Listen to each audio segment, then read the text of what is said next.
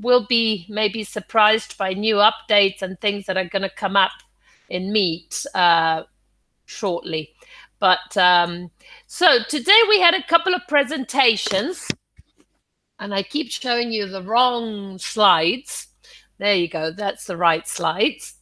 But before we go into the presentations, just in case anybody arrives late or anything, I want to take a few minutes to talk about somebody you may be familiar with. Just a second. Do you know who Anya Taylor-Joy is? Sí, la queremos. ¿La queremos? Bueno, ahora la vamos a querer más porque vamos a aprender sobre ella. Y ¿por qué la queremos, Denise? A ver, contame. No sé, es muy, bueno, me resulta muy familiar, claramente, en la forma de expresarse, y vi muchas entrevistas de ella, es una gran actriz. ¿Vieron, cómo se llama en castellano? The Queen's Gambit. Gambito de Dama. Sí, Gambito de Dama, gracias. Yes. Está muy complicado. Pero lo vi en nada.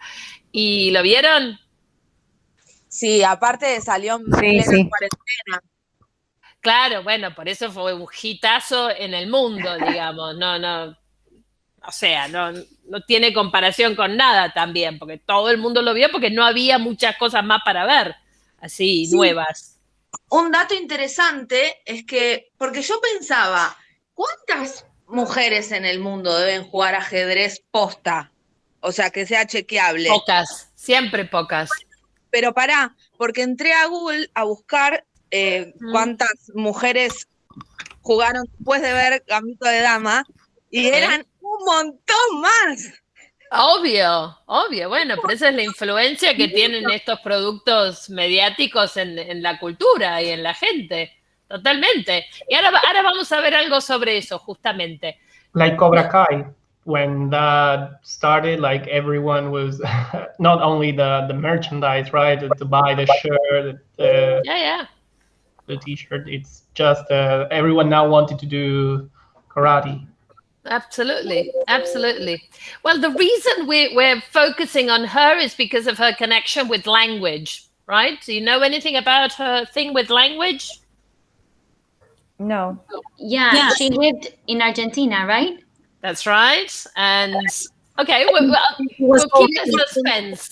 We discussed something about her, I think, in a previous lesson, in a previous class. Well, we probably mentioned something, but I found a few videos that exemplify and where she tells us about it. So I thought it would be interesting. And I also planned an activity with it. Don't hate me. But I'm going to wait. Because we have 3 short videos to watch, right? And okay, we'll do the activity in a minute, because the first one is this one that you have right there, is where she's hosting for SNL. SNL is Saturday Night Live in New York, which is a famous comedy show where many famous comedians have, started their work in SNL. And they usually have a guest host, right? And in this case, it was her. She was a guest host. She's not there all the time. She's there, there's other people who have done this hosting.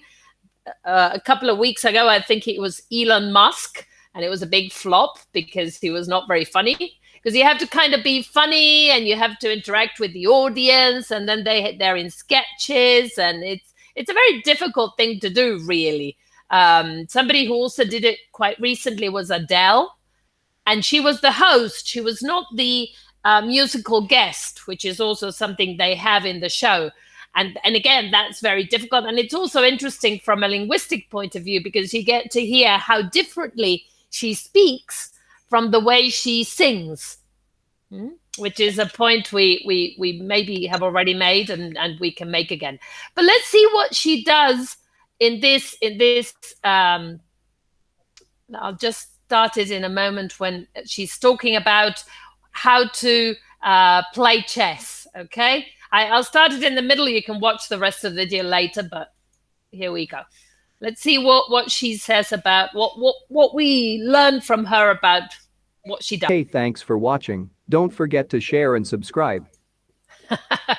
This is the person who uploaded the video, and we're going to get. I'm going to show you because he did this. Wait a minute. And as with most of these things, oh, shut up. Wait a minute. I've got things going on in different. As with most of these things. Okay, technology not helping. Give it a minute.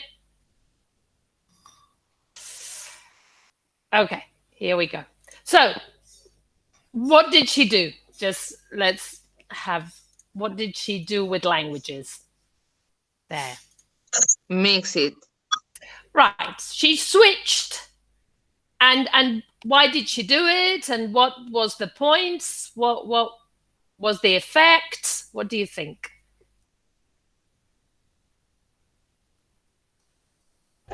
Well, it meant a lot for her to do that. That's what she said. So it has to do with the emotional aspect. Absolutely. Absolutely. So it wasn't so much a communicative thing because there's no certainty that the people in the audience could understand her, right? But she was communicating things by doing it, right? She was communicating what mattered to her. And to the people who could understand it, she was communicating the content, right? But not everybody could. Now look at the comments below. Because this is somebody who uploaded it to his personal channel and put his own logo and whatever at the beginning and at the end of the thing, right? At the most important part. Exactly. Look at the comments below. Seriously, you cut the best parts. No, hermano, la cortaste en la mejor parte. Me vi todo el video para esperar que hablara en español y justo lo cortó. Coffee Time, sos un fiasco. No, the people who are writing don't know if Coffee Time understands Spanish or not, right? But they are writing their opinions. Why did you cut off the Spanish part? Estaba esperando que hable español y lo cortaste. Bueno, and so on and so forth, right? Sounds like clickbaiting. What's that? Clickbaiting. When they put a title, something to call your attention, you enter. Sometimes Absolutely. It's not what you were expecting, what you were waiting for. Absolutely, absolutely. The interesting thing is that the code switching also occurs in the comments. Right, so you get here switching between languages and so on and so forth, right? But sorry, we cannot see the comments. I don't know if you're sharing them. No, I was trying to, but God knows what I'm sharing. What can you see? The slides. The slides. Okay, shouldn't be that. Sorry about that. Give me a minute. Just one comment. I was thinking about the Chicana literature. They also made this code switching while they write the novels, such as, for example, Junot Diaz, Sandra Cisneros. Right? Absolutely. I was thinking about the house on Mango Street, and yeah, definitely. Can you see the comments now? Sorry. Yeah. Yes. You should stop me as soon as I start doing this sort of thing. But yes, I mean, it's a reflection of how people speak. And that's why it appears in those novels, because it's present. And there's a whole range of Latinx, Latino literature. Actually, that reminds me, I'm going to find a poem for you to watch in a minute. Yes, Mariana. Or Lucas. Who was Lucas? I wanted to say, could you see the reply from Coffee Time to the one who said, no, hermano, lo cortaste? A ver, ¿dónde está? No, hermano, reply. You reply. Yeah, hide reply. The time where the bit is, pero nada. No. I thought he was going to, I don't know, speak in Spanish. Apparently he understood what he said, or I don't know. Un cornudo el Coffee Time. Un cornudo el Coffee Time. Igual cornudo significa otra cosa hoy en día, ¿eh? Yeah. Yeah, but I don't think that's the That's point. not, no, I think that's the old meaning. The traditional one. Yeah. Acá, coffee time, sí, ya sabemos, pero la cortaste. Sorry. Le dice sorry con una R. No tenemos muy en claro el coffee time, qué onda. The Argentinian. No tenemos idea. Solo lo único que hace es poner el lugar de la grabación donde ella habla en español, en todas las respuestas. Right? Wherever. Okay, yeah. That's all he does. But anyway, as with most of these things, the most interesting thing is the comments that people write, because they tell a lot of, they give us a lot of information about what's going on. Podría interpretar, and then the answer is there even when the comment has nothing to do with that, right? Sounds like a bot. Yeah, like it was programmed, really. Yeah, you're right. Here someone took it personally, like cero respeto por el español. Guacho.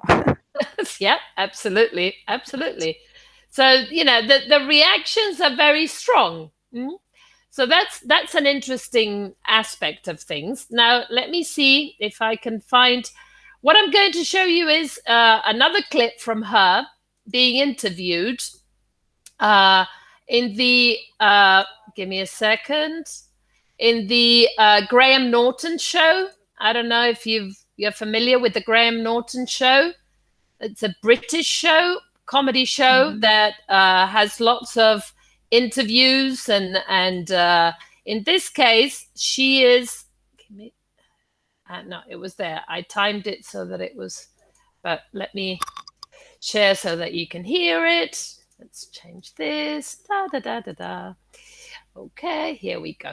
So let's see. Here she talks a little bit about her language, what led her, well, her experience with languages. Let's see what we can get from this. She doesn't speak Spanish here; it's only in English, and let's see what happens. No, tell us why he meant so much to you. No, well, wait a a minute. His name's Harry Melling, and you, I mean, here. You're too sharp for me. That's a scene from the series. Ooh. Wait, I need to go back a little bit more. You have to see the whole thing. You into it in that way. And it's very pretty to look at, so that never hurts.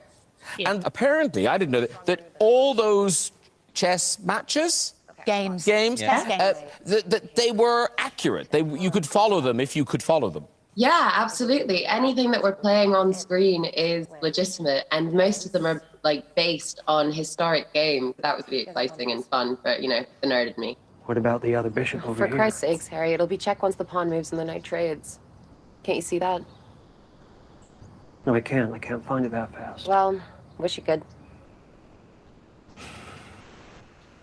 You're too sharp for me.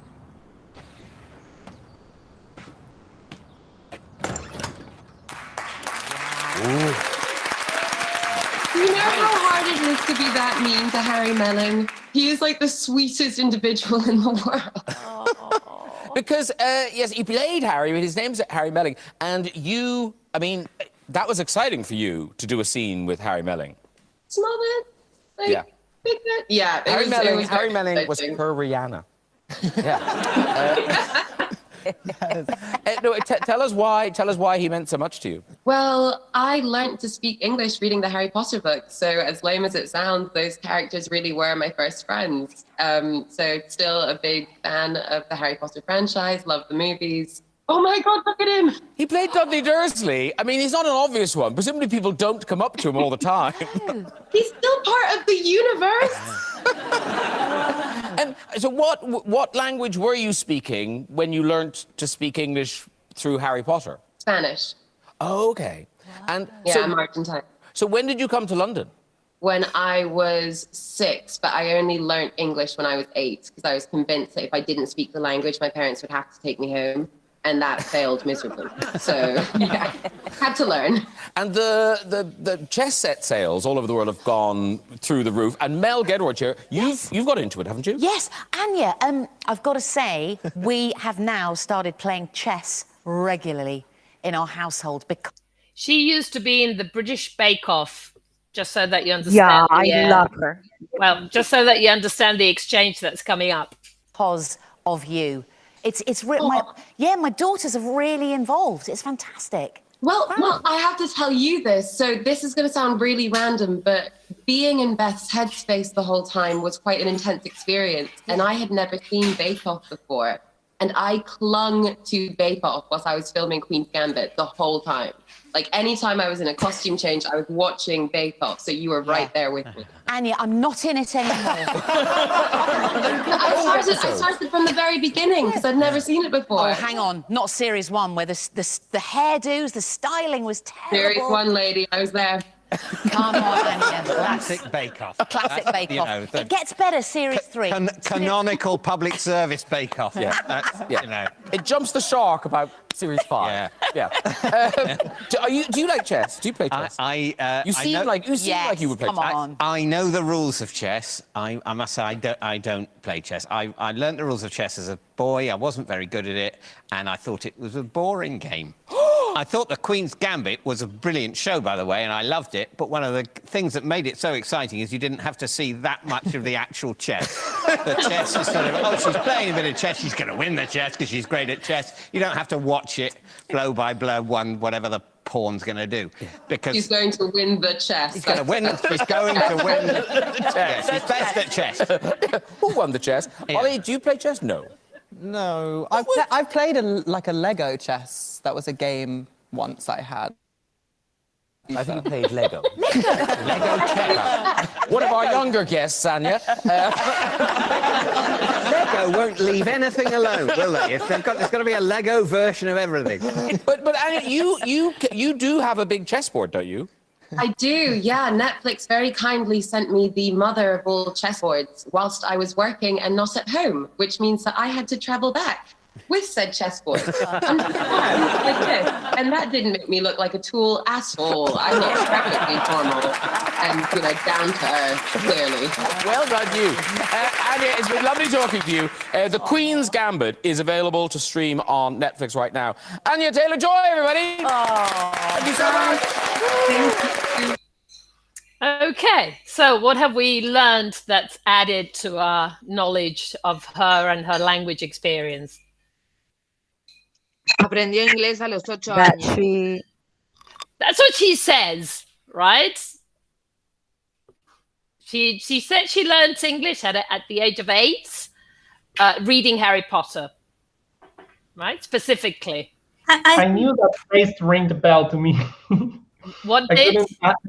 I thought that actor. The face. Mm. Yeah, the face of that actor. I thought he was from Harry Potter, but I couldn't. He's changed a lot. Fortunately for him, because he wasn't a very attractive little boy. Anya.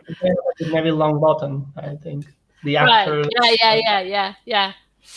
But you see Longbottom grow over the years of the film, and you don't see Dudley grow, and so you don't see where he gets to. But yes, they're not the most attractive characters.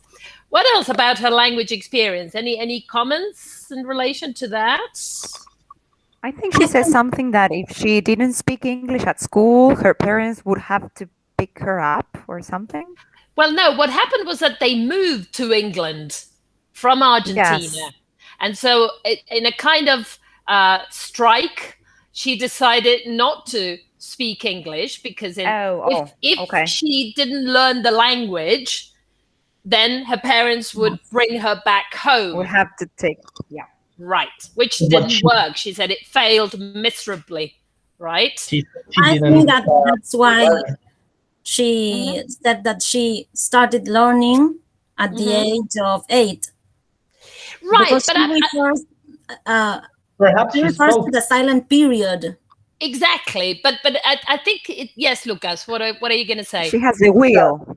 that she didn't speak until late. I mean, but that doesn't mean that she did not learn it until she was 8. During that period where she was exposed to the language, probably she learned it, but she didn't want to speak it. Exactly, because it's not something that happens instantaneously. And if she was able to read Harry Potter, you know, even just being immersed in the language, she would have picked up elements. But what she refused to do was speak, which is what she could control. It's very difficult to control what we learn, but it's not difficult to control what we say, right?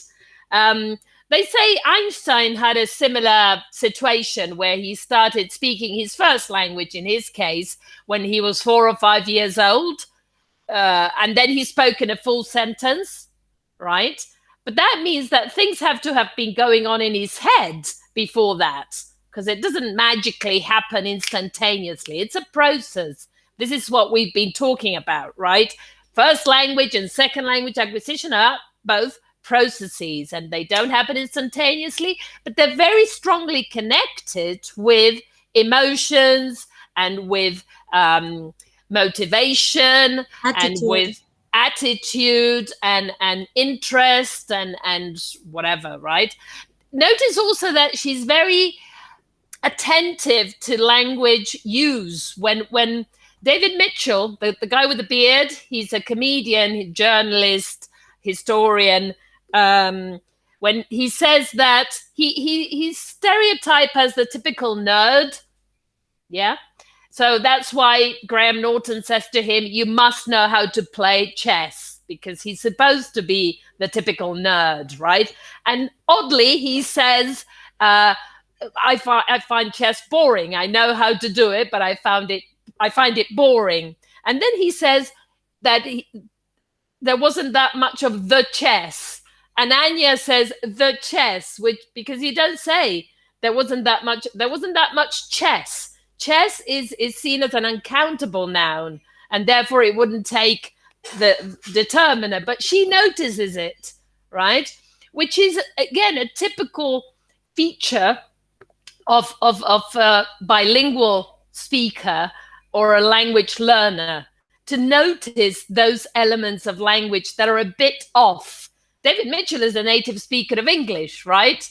But there's still specific jargon, in this case associated with chess, that, you know, he's not interested in, and therefore he's not familiar with how to say. And in fact, Graham Norton does the same thing with the chess match, and somebody says game, right? Because it's not a match, right? It's jargon, okay? That's language that is specific to a particular field. Like we have, you know, there's medical jargon, there's lawyer jargon, there's whatever jargon. Well, there's chess jargon, right? Pawns and all these, the rooks, okay? Game, fork. What's that, Lucas? Well, those are technical terms used in chess. Exactly. But they're not technical in the sense of I don't know, machinery, right?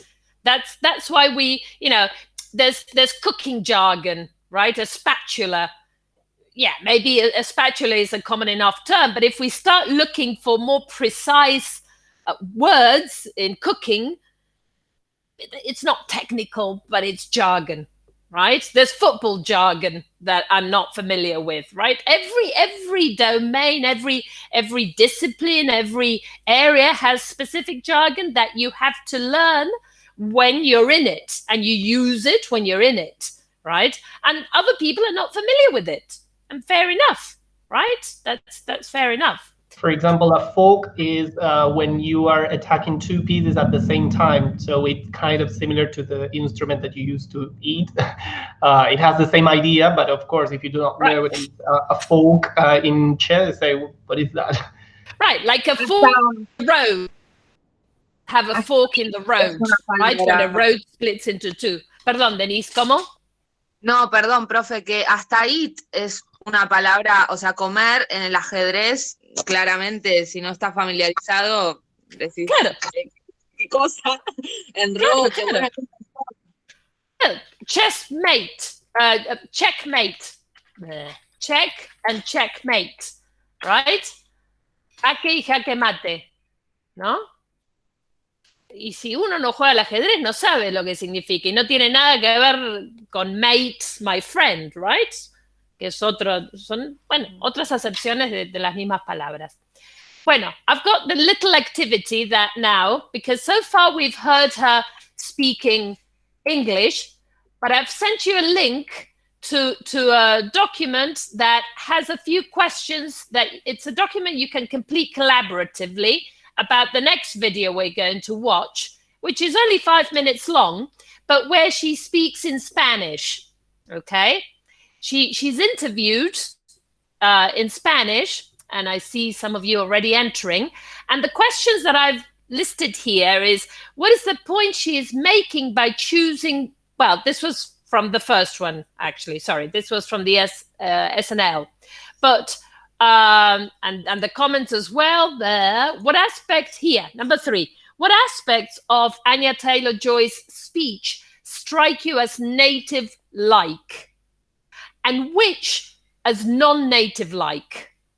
Okay, so in the piece we're going to watch now, what I want you to identify is, in what ways does she sound like a native speaker of Spanish, which is not clarified, Spanish speech, and in which ways does she not sound like a native speaker of Spanish?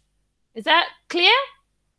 If there's anything you notice that is, you know, yes, this makes her sound native, or no, this doesn't make her sound native. Because she herself claims, as she did in the SNL video, that Spanish is a native language, right?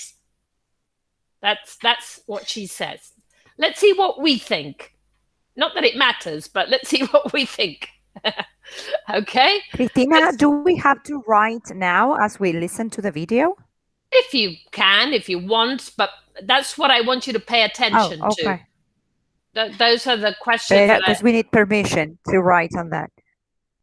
Really? I'll modify it. You good to tell me. Yes, now you should be able to write. I'll put the questions in the chat anyway, in case you can't access more than one thing at once. But yes, because every day I learn something new with Classroom and Meet.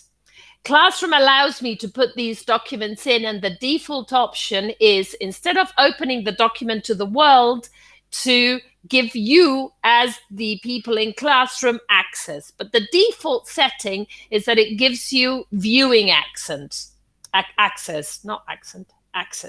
So if I want you to be able to edit it, I need to modify it, which is what I just did, thanks to what you just told me, Mariana. So good for paying attention. Okay, there you go. But if you can't write, it doesn't matter. Just pay attention and write it on a piece of paper, and then we'll talk about it, okay? Here we go. 5 minutes of Anya. ¿Tú ves algunas similitudes entre la carrera de Beth y la tuya? Absolutamente. Fue la primera cosa que pensé cuando leí el libro. Cuando primero conecté con Scott, no había guión, entonces solamente leí el libro. Y instantemente podía ver cómo mi carrera como actriz y mi obsesión con el arte que yo hago era igual a lo de Beth, pero con el ajedrez. Entonces me sentía cómoda pensando que yo era la persona para contar esta historia. Hay algo que me llama la atención en Beth, es que ella no solo quiere competir, ella quiere ganar. Y yo creo que en la actuación, cuando tú vas a la audición, sobre todo, el sentimiento debe ser el mismo, porque ahora tú tienes un lugar específico, pero en los principios tenías que ganarle a todas, aunque nadie te conociera. Más que ganar, tenías que convencer a la gente que lo podías hacer. Porque cuando nadie te conoce, es bastante difícil decirles, mira, te prometo si me das este rol que lo puedo hacer y lo puedo hacer bien. Entonces solo tenés muy poco tiempo cuando estás haciendo la audición para convencerlos. Entonces yo siempre lo veía no como ganar, pero como convencer. Y a los 5 años le dijiste a tu mamá en Buenos Aires que ibas a ser actriz. No que querías, que ibas a ser actriz. Y esta niña ve un tablero de ajedrez, sabe que esa es su pasión. ¿También ahí hay un punto de contacto? Absolutamente. Creo que Beth y yo teníamos problemas de chiquititas y por ahí también de nuevo como adultos, que siempre nos sentíamos solas. Estamos buscando un mundo a donde pensábamos, a donde podíamos como contribuir algo. Que podíamos encontrar un hogar con un grupo de gente. Y yo lo encontré con los artistas con quien tengo la suerte de trabajar, y ellos lo encontraron en el mundo del ajedrez. Entonces sí, toda la filmación se sintió mucho como que estaba viviendo la vida de Beth, pero también estaba procesando muchas cosas de mi propia vida. Beth, cuando es niña, bueno, cuando es grande también, puede ver en el techo el tablero de ajedrez. Y yo sé que tú lees una vez el guión y te lo aprendes. Sí. ¿Crees que uno viene con algo cuando nace, viene con un talento? Es difícil hablar de mí misma sin pensar como que, yo no creo que yo soy una genia, pero sí creo que hay una magia que yo no puedo entender y no puedo explicar, pero algo me pasa cuando empiezo a convivir con un personaje. Es como que yo no jugaba al ajedrez, pero de repente estoy haciendo esta película y me acuerdo todos los moves y lo sé cómo hacer todo, ¿me entendés? Es como yo no puedo explicar eso, pero es algo que tengo. Creo que no existe o no me ayudaría en cualquier otro lugar en la vida, pero tengo suerte de que soy actriz y eso ayuda. Pasaste solamente un cuarto de tu vida en Argentina, y sin embargo, cuando los latinos pensamos en vos, pensamos en la Argentina de Hollywood. ¿Cómo te hace sentir eso? ¿Te sentís la Argentina de Hollywood? La idea que la gente de Argentina me quiere, de esa manera, que quiere que yo los represente en esa manera, casi me hace llorar. Como la mayoría de mi familia vive ahí, no paso el tiempo que me gustaría pasar por ahí, pero en mi mente sí me gustaría volver a vivir en Buenos Aires en algún punto de mi vida. Entonces, que me quieren de esa manera y que me quieren decir, esta es nuestra Argentina, me hace muy orgullosa, pero también es como que me afecta bastante. Siento la responsabilidad de eso. ¿Qué es lo que extrañas de Argentina todo el tiempo? Esta es la última pregunta. Bueno, justo ahora, obviamente, mi familia, porque hace bastante que no los veo. La comida siempre. Mis comidas preferidas son los churros con dulce de leche, el pan de provolone y las empanadas, que no se encuentran tanto en los Estados Unidos o en Inglaterra. Entonces, cuando vuelvo a casa, son las primeras cosas que hago. Me compro todos los churros. Y especialmente ahora con Corona, extraño los abrazos. La manera que la gente se abrazaba todo el tiempo y ni lo pensábamos, ¿viste? Entonces, sí, extraño esa calidad. Okay, so what do we think? Wait, stop. Yes. Comments, opinions. I couldn't edit the document. Oh, really? Are you there with the address that you have in classroom? Yes. Probably you have to enter again, Anna. I can see you there. Maybe. Anyway, I written my answers in the chat. Okay, good. I have some notes here on my... The use of instantáneamente, yes, instead of al instante o... Sí, incluso... Instantemente. No, dice instantemente. Instantemente. Y además no sería instantáneamente, sería inmediatamente o... Inmediatamente, claro. E incluso en el registro tampoco, porque sería más informal, ¿no? Bueno, claro. Well, what else? Tell me. She sounds like truly porteña. Okay, interesting. Okay. I noticed the S, which was aspirated, something that we do here and not in other parts of, Spanish countries, let's say. So the phonology seems spot on, right? The phonology doesn't seem to have much trouble. And the intonation as well. Mm-hmm. Yeah, well, that's part of the phonology. Pronunciation and intonation is all phonological realization. Where are the gaps or the things that we notice? Sounds porteña. I think I think it has to do with the pragmatic use of the language. Like, for example, when she says absolutamente or these terms like instantáneamente, right?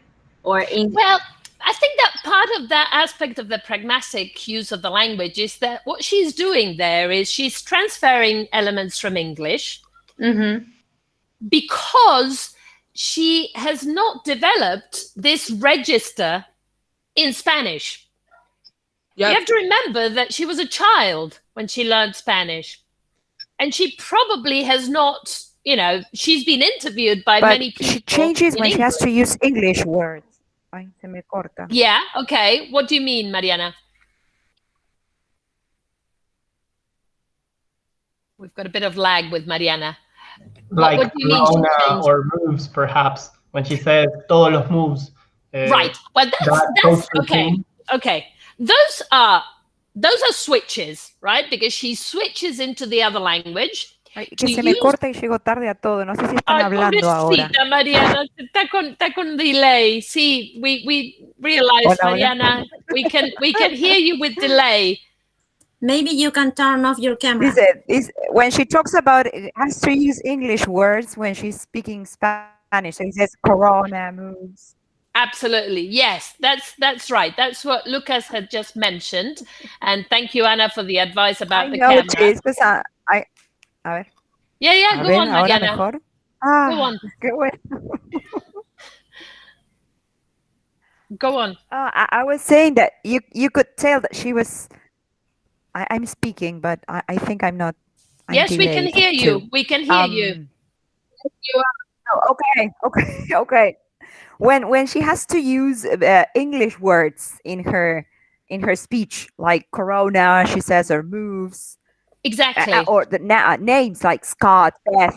You can tell that she has some British or English influence. Absolutely. And the thing is, those words in particular, right? Corona didn't exist when she was speaking Spanish. Well, of course, the word existed, but not the virus, right? Not in her vocabulary. So she's learned it in English. Moves as well. She doesn't know because it's related to chess. We're going back to the specific domain, right? Because it could be movimientos, it could be movidas, jugadas. She resorts to the ones she learns in that specific context. Same thing applies with to names. I'll give you an example I just remembered. When I was not living here, I once came back and I had to go to a funeral. and I got into a taxi and I had to tell the taxi driver the address where I was going, and I had it written down, right? And it was en la calle Tames, ¿sí? Entonces yo miré el papel y le digo al taxista, voy a la calle Támesis. Y el tipo me mira. Entonces yo vuelvo a mirar el papel, que claro, está escrito con la H y sin la IS al final, y entonces le digo, Thames. Y el tipo me dice, ¿eh? Entonces le muestro el papel y me dice, Thames. Right. Okay. So, I had no way of knowing. The first thing I did was translate the word. I knew that the river has a Spanish name, and so I translated it because I thought this must be wrong. This must have been written by somebody who wrote it in English. Because surely the name of the street is in Spanish. When that didn't work, I pronounced it in English, like Guillermo Brown, voy al Almirante Brown. ¿Por qué decimos Almirante Brown y no Brown? Brown, claro. Que podríamos, ¿no? Hay algunos que Hurlingham. Bueno, hay gente que dice Hurlingham y hay gente que dice Hurlingham. Y depende con quién estemos hablando, ¿no? Hudson o Hudson. Claro, Hudson y Hudson, tal cual. Bueno, qué sé yo. Pero claramente era Thames. Ahora, that's an adaptation of the words, and it's become a new word, right? Effectively. It's the name, that name read in Spanish here. And she's got no way of knowing, particularly with names, right? How do you pronounce them? My mother used to say, se fue a Nueva York. Mamá, Nueva York, ¿de qué hablas? Nueva York, ¿no? No, porque la ciudad original es York, entonces la otra es Nueva York. Bueno, ok. En fin, manto de piedad. What else? Beth. She also says Beth in English, which, you know, the name of the character is Beth. But if Beth were to live here, her name would be adapted, right? Anything else you notice? Ella está hablando sobre sus pasiones y creo que no es casualidad que lo haga en español. Bueno, igual el entrevistador también le está hablando en español, pero se siente cómoda. Bien. Ahora, el entrevistador, interesante el punto, porque el entrevistador también es argentino, pero le habla de tú. ¿Y por qué le habla de tú? Le habla de tú. Quizás es uruguayo, estaba pensando, ¿o no? Creo que no. Aparte le habla desde el lugar de la argentinidad, porque en la Argentina se te conoce como, ¿no? ¿Y por qué habla de tú? Quizás quiere moverse a algo más neutro, como pensando que a veces la gente que está afuera estudia un español neutro, entonces no sé, quizás quiere sonar neutro y no... Si no me equivoco, el periodista es, a ver si lo dice acá. No lo siento como que sea argentino, no sé, quizás me equivoque. Ahora, no sé si dice quién es, pero yo estoy casi segura por la voz que es el periodista que hace las entregas de los Oscars. No sé si lo ubican. Esperen. ¿Los Oscars? Claro, cuando se entregan los Oscars, se hace una versión en español. ¿Vieron? Hay periodistas que entrevistan... esperen. Sí, pero igual en un momento, digo por esto de la neutralidad, como que quizás él intenta justamente hablar en neutro para que ella se sienta más cómoda y le entienda. Pero cuando ella dice expresiones como viste o como que, él sigue haciéndolo. ¿Sigue haciéndolo? ¿A qué te referís? Sí, no, que sigue tratándola de tú. Ah, sí, Entonces, exacto. Por eso no me cuadra mucho. Bueno, yo te explico, este es el muchacho, este es el pibe, que no sé ni cómo se llama, esperen que ya lo voy a encontrar, pero que estoy segura que es argentino.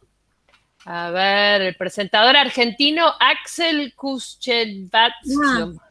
¿Por qué es más largo que una...? Bien, no sé cómo se... Este muchacho.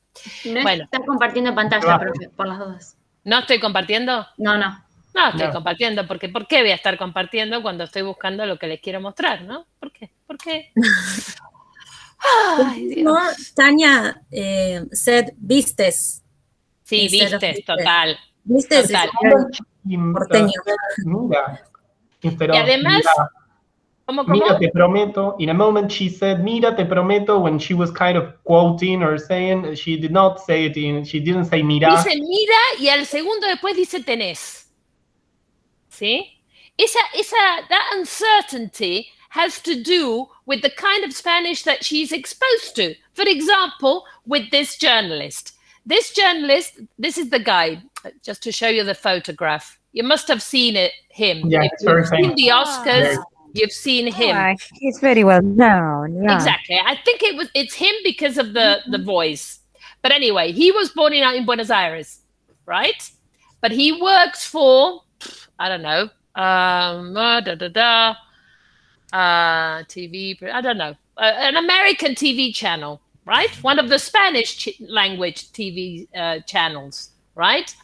And those TV channels, Turner, TNT, the Oscars for TNT, okay? Those TV channels broadcast, as this says, for the whole of Latin America. And they have language policies. Those are institutional language policies, okay? Language policies, okay? Where the journalists are told how to speak. Another example is our friends, my friends, what's his name? Oh God. Guillermo Arduino. Arduino. CNN. Let me show you him. Yeah? Rings a bell. CNN. You may have seen him. He's Argentine as well. And when he's working, he uses neutral Spanish, which includes tú. Okay? Some of us probably remember the soap operas that used to be made in Argentina and sold all over Latin America, where Argentine actors spoke in neutral Spanish. Neutral Spanish. This is something that translators talk a lot about, neutral Spanish, because there's aspects of the grammar, like the use of tú and vosotros and whatever, ustedes.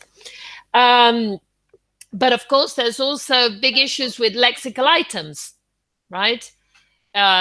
If translators are translating something about, I don't know, a fruit salad, they talk about fresas, melocotones, no frutillas, duraznos, porque that's very locally specific. Palomitas de maíz. Palomitas de maíz. Apárcame el carro y cómprame un perro caliente, digamos. In fact, they have some coaches, some accent coaches. Absolutely. Absolutely. And that has to do with retaining that with, on the one hand, following that language policy that aims at this neutral variety, which in English you find in BBC English, if you like, even though there are more local versions. But on the other hand, with retaining some of the elements of the spontaneity of the native speaker, right? Which is also something else that she has a millisecond of doubt where she's searching for words at various points, where she's like, and she usually turns to the right. When you watch the video again, pay attention, because she's like looking for words, and she looks away and she's looking for words, and it doesn't come as naturally, okay? It doesn't come as fluidly. Now, I said, who are we to decide whether it is or not her native language, right?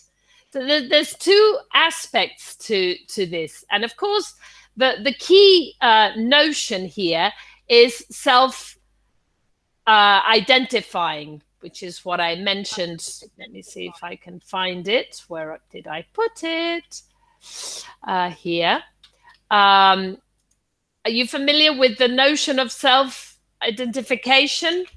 Yep. From psychology? What you identify as, right? So it's not what people see you as, but this comes from the American Psychological Association, right?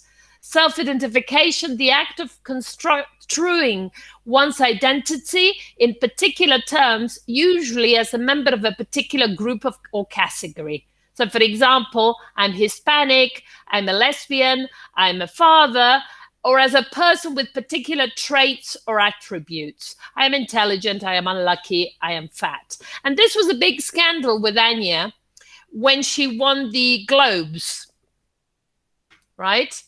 Because they presented her as the first woman of color to have won the Globes since Queen Latifah. This was It was Variety magazine that published this and then brought it down, right? And then here it says she identifies as white Latina. Okay. Any comments or questions about this? Opinions? Cringe. ¿Por qué? A ver, decí. No, creo que hay cosas que se dicen con mucha liviandad y esconden mucha ideología. No. A ver. En realidad no la esconden. O sea, al contrario, la exponen. Dale, elabora. La presenta como una mujer de color. Eso fue lo que dijo Variety Magazine cuando ella se gana el Oscar, el Globe. ¿Sí? Sí, yo lo había visto en su momento, pero no recuerdo exactamente las palabras y no me gustaría atenerme a otras cosas.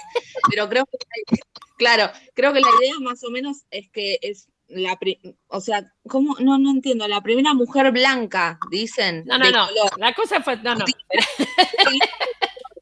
Persona no blanca. Her as a color woman because of her Latin origin. Exactly. Le llama la atención que sea blanca, ¿no es cierto? A ver. Vamos a explicar todo esto porque es un poco complejo de explicar. Yo intento una explicación, ustedes después me dicen qué se entiende. As you well know, the issues of race and ethnicity are very important and very prominent in the American context. Okay? There's a long history of people being discriminated against because of the racial categorization or grouping that they belong to. Okay? There's a long history, Martin Luther King, the civil rights movement that fights these forms of discrimination based on ethnicity. And ethnicity and race are not the same thing, right? First of all, these are terms that are sometimes used interchangeably. If I write it properly, that would be better. Esperen porque no puedo. Ethnicity. They're different things.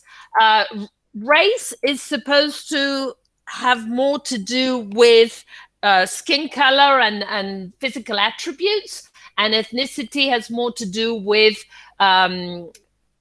group membership and cultural traits, right? So to which cultural group you belong. So part of the civil rights movement had to do with things like positive discrimination, also known as affirmative action, which in an attempt to fight that historical discrimination that certain minority groups had suffered, measures were taken to redress that situation, right? So if a certain group was underrepresented, for example, in higher education, right? And in the population as a whole, let's imagine in the state of Georgia, 10% of it's more, but 20% of the population is African American, but in higher education, only 2% of the population is African American. What was done through affirmative action was to reserve some spaces for African American students and have different criteria apply when it came to selecting or to granting places in higher education. That led to a system of quotas or different methods that would attempt to balance and create some kind of level playing field. Okay? Now, this is a hugely debated topic. There are detractors who say that this is unfair. There are people who say that this is the way to go, etc., etc. Whatever our opinions on this may be, the reality is that at every step of the way, if you are in that sort of society, you're asked to self-identify as being a member of a particular group, and or you are labeled as being a member of a particular group. And things have moved from being labeled to self-identifying. But the self-identification includes things like, for example, take a look at this form that I included here so that you could read it, which is an employee and race identification form from the Montgomery County Public Schools. Yeah? Cristina? Sí, María Los Ángeles. Some years ago, like 8 years ago, I spent a year in the States teaching Spanish. Where were you? In Indiana. Okay. In Wabash College. That's the name of the university, of the college. Yeah, yeah. So one of the first things I remember was that I went to a public office to have a number, now a security service number. And that was a time in which I had to fill in a form, and it said race. Absolutely. And I didn't know what to write there because I have never thought about that question before. Exactly. So I looked at my skin trying to identify which was my color. That was a really shocking moment, because here in my family, like in the family we say like, yo soy la más blanquita de la familia, but there I had... Es un problemita porque te quemas mal y necesitas un protector solar. No. But then there I realized that it was brown. It was not la más blanquita de la familia. So medio oscurita. Compared to white people, I was brown. So I had to write brown, and I was so shocked. It was the first time in my life that I learned about my race. That was really shocking. So you're brown. Wow. Yeah, I am brown. You wrote brown on race on that part? Yeah. I wrote brown. Anna, what were you going to say, Anna? Now that I was the other extreme, I'm not la más blanca, but the other way about of my family.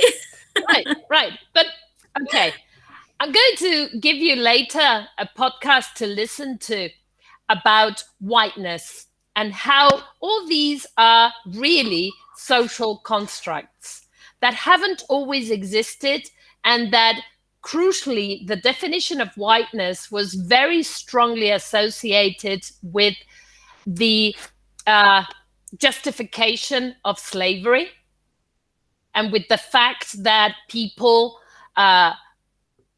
who would otherwise hold the equality of humans under, for example, the umbrella of Christianity would be excused from trading people, buying and selling people.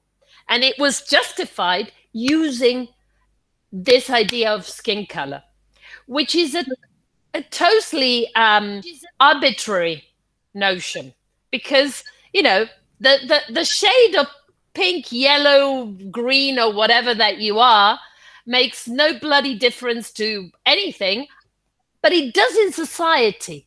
And society carries centuries of history in relation to this.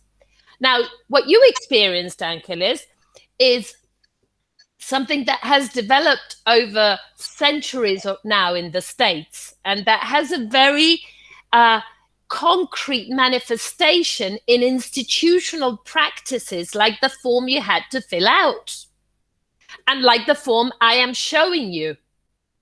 And the reality is that most of us don't fit into those pigeonholes because we're more complicated than that, right?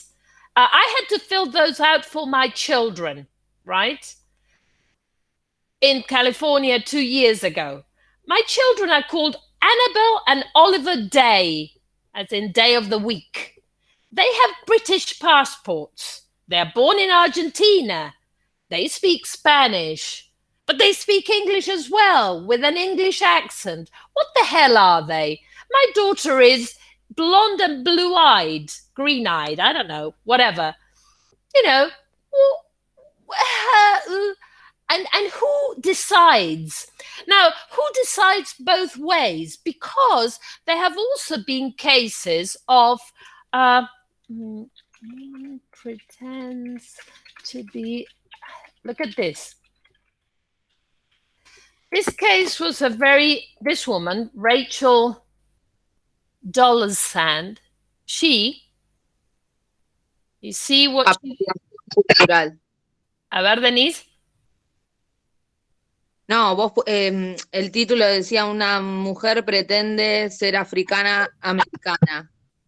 Claro, that's what I wrote. She pretends to be African American. ¿Es alguien que finge? Bueno, pero a ver, si uno se autoidentifica. No, claro. ¿No? Pero me refiero en cuanto a orígenes. Claro, bueno, pero a ver, si se puede ir para un lado, se puede ir para... ¿Qué es Obama? La mamá era blanquita, el papá era oscurito. Sí. 50-50. ¿A dónde vamos? No, ok, en ese caso claro que sí. ¿No? Pero, y por eso la autoidentificación importa, sí. ¿No? Y acá también, this was a big scandal, because she was accused of pretending to be black. And there's in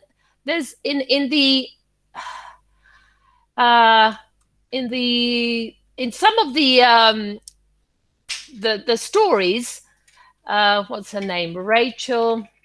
Yo lo entendí muy literal, como que realmente fingía y no. Si te autopercibís así es distinto, no es que bueno, pero ¿quién decide? Estos son los padres. Claro. ¿No? Es ella y esos son los padres. ¿Y qué sé yo? ¿No? Y le habrán pegado por apropiación cultural. Totalmente. Y a eso si le sumamos lo que yo les decía antes de affirmative action and it giving you access to are you coming into the picture and disrupting my class? And you can even have access to money through this. Grants and scholarships and so on and so forth. Because that affirmative action. So, you see, a ver, ¿se acuerdan del caso del señor que dice que es trans para jubilarse antes? Via pension, yeah. Sí. ¿Se acuerdan? Yes. Sí. Sergia. Acá. No, videos no quiero. Images, okay? You can probably get this. Este caso, ¿no? Bueno, a ver. Self-identification or not, or whatever. Anyway, okay. So I gave this. I was going to read this to you because it has some elements of this distinction between ethnicity and race that we were talking about. And it goes some way to explaining the choices that Maria de Los Angeles had, although these classifications will vary on different forms, different states, different institutions. The first section says ethnicity, right? And you've got a choice between no, not Hispanic or Latino. So you're defined by the negative. Or you can be yes, Hispanic or Latino, a person of Cuban, Mexican, Puerto Rican, South American, Central American, or other Spanish culture or origin, regardless of race. So if you're from Spain, for example, does it fit or not? Denise se agarra la cabeza, se frota los ojos, ya no sabe qué hacer. Pero yo lo que quiero que les quede claro es que puede no gustarnos, pero tiene consecuencias muy prácticas y concretas. I have a friend who's Argentine who married a very Scandinavian-looking man in the States and who had 3 children with Scandinavian names, she put them down as Hispanic. They have a perfect right. She's Argentine, right? But the reason she did it is that that gave them access to benefits.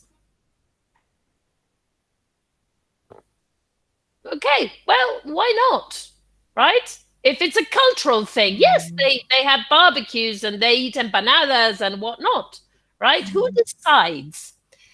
And then we've got race designation. Amerindian or Alaska Native, a person having origins in any of the original peoples of North or South America, including Central America, or who maintains tribal affiliations or community attachments. Having origins, what does that mean? Okay, is it, you know, 10% is enough? Having lived in Alaska for 6 months is enough? What is having origins? Asia, a person having origins in any of the original peoples of the Far East, Southeast Asia, or the Indian subcontinent, including, for example, Cambodia, China, India, Japan, Korea, Malaysia, Pakistan, the Philippine Islands, Thailand, and Vietnam. Right? Big place. Right? So you can see how the physical characteristics are very distorted there, because somebody from China doesn't look the same as somebody from Pakistan. And in fact, Asian in Britain means something different from Asian in the States. Asian in Britain is brown. Oriental, which is not on this list, is Japanese Chinese, i.e. yellow in the old classification with the eyes, right? Whatever. These are stereotypes, okay? Now, you could claim to be any of these things if you've got a small percentage of whatever. But what is that? But what does that mean? Right. Black or African American, a person having origins in any of the Black racial groups of Africa. They are all the same.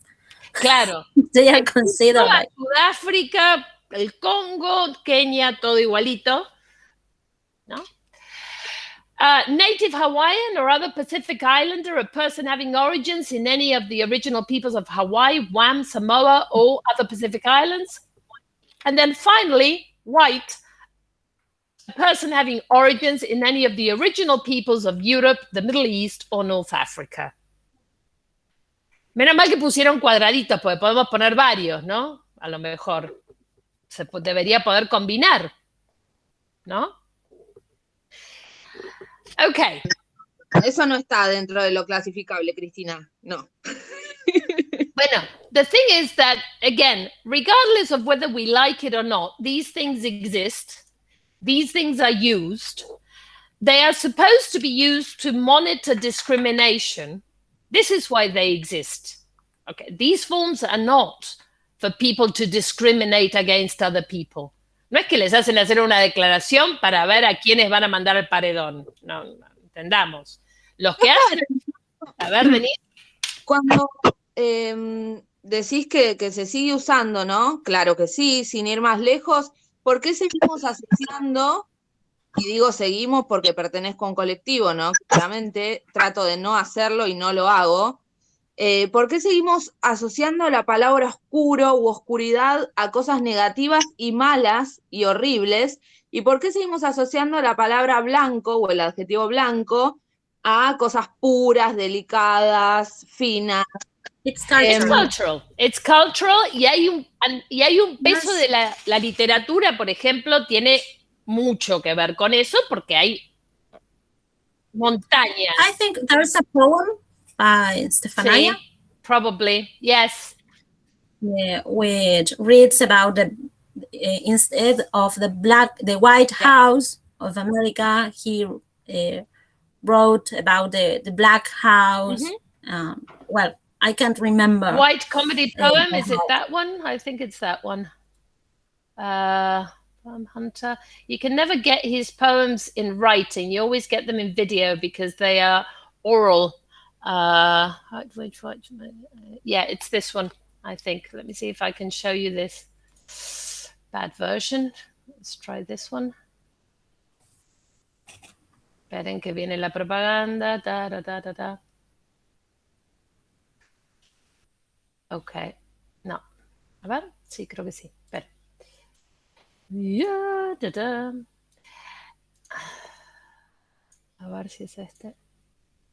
I'm trying it because I'm not 100% sure that it's the right one, but let's see.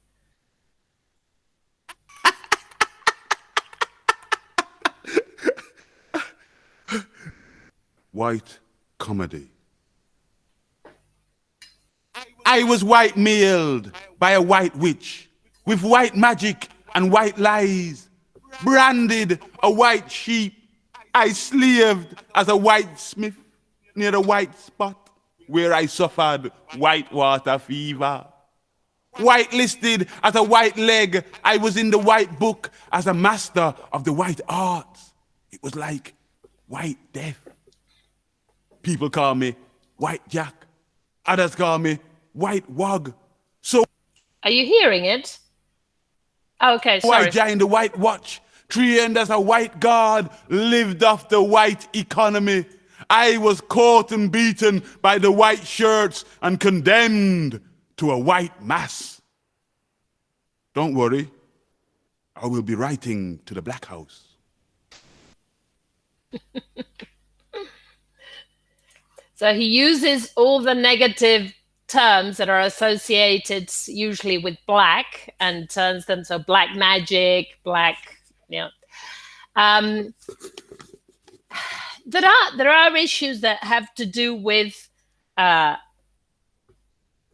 light and dark, right? The sheer, you know, we can see in the light, but we can't see in the dark. Now that shouldn't translate to people like other things of the physical world don't translate to people, right? And you know, as we were saying earlier, in Angeles' perception, being la más blanquita was not necessarily a benefit. I identify with that. I used to suffer whenever we went to a weekend house because I'd have to put cream all over myself, and so my friends, you know, didn't, and you know, it's all in the eye of the beholder, and it's a lot to do with these social constructs and what we accept as positive or negative, and what we deconstruct, right? I'm going to give you a little break, but before we do that, I want to give you a more perhaps a different kind of poem about bilingual, if I can find it. Let me see. This one. Wait, just a sec. Since I've got this open.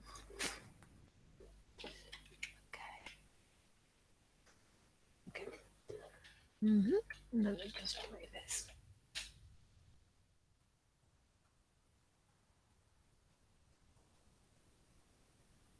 Bilingual, bilingüe, barrina espiat. My father liked them separate. One there, one here. Allá y aquí. As if aware that words might cut into his daughter's heart, el corazón, and lock the alien part to what he was, his memory, his name, su nombre, with a key he could not claim. English outside this door, Spanish inside, he said, y basta. But who can divide the world, the word mundo y palabra, from any child? I knew how to be dumb and stubborn, testaruda.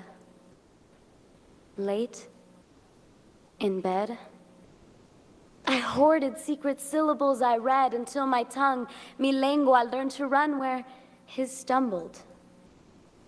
And still the heart was one. I like to think he knew that. even when proud, orgulloso, of his daughter's pen. He stood outside mis versos, half in fear of words he loved but wanted not to hear.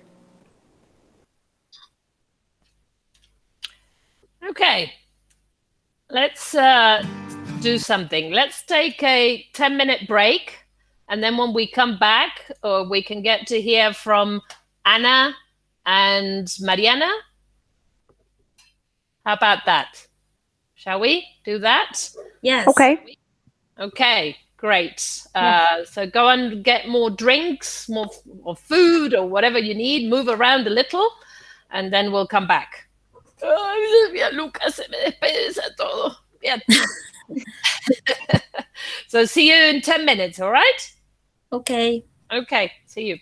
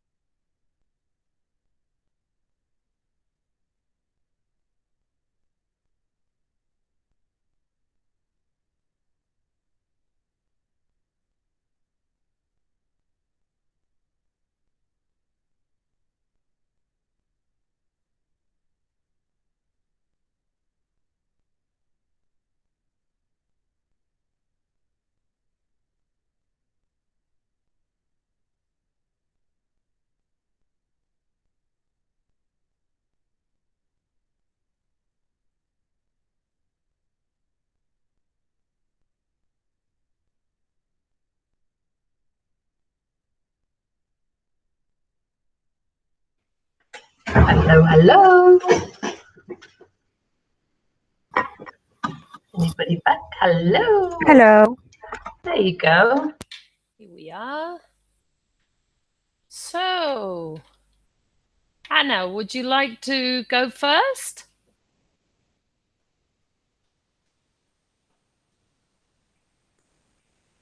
Do you want to share the screen? Do you want to... I don't know if you have anything you want to show us.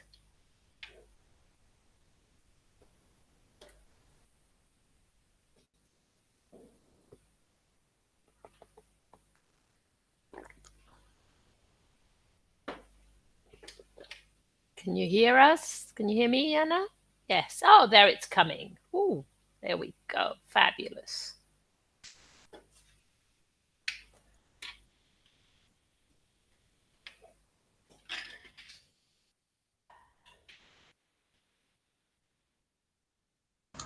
Beautiful.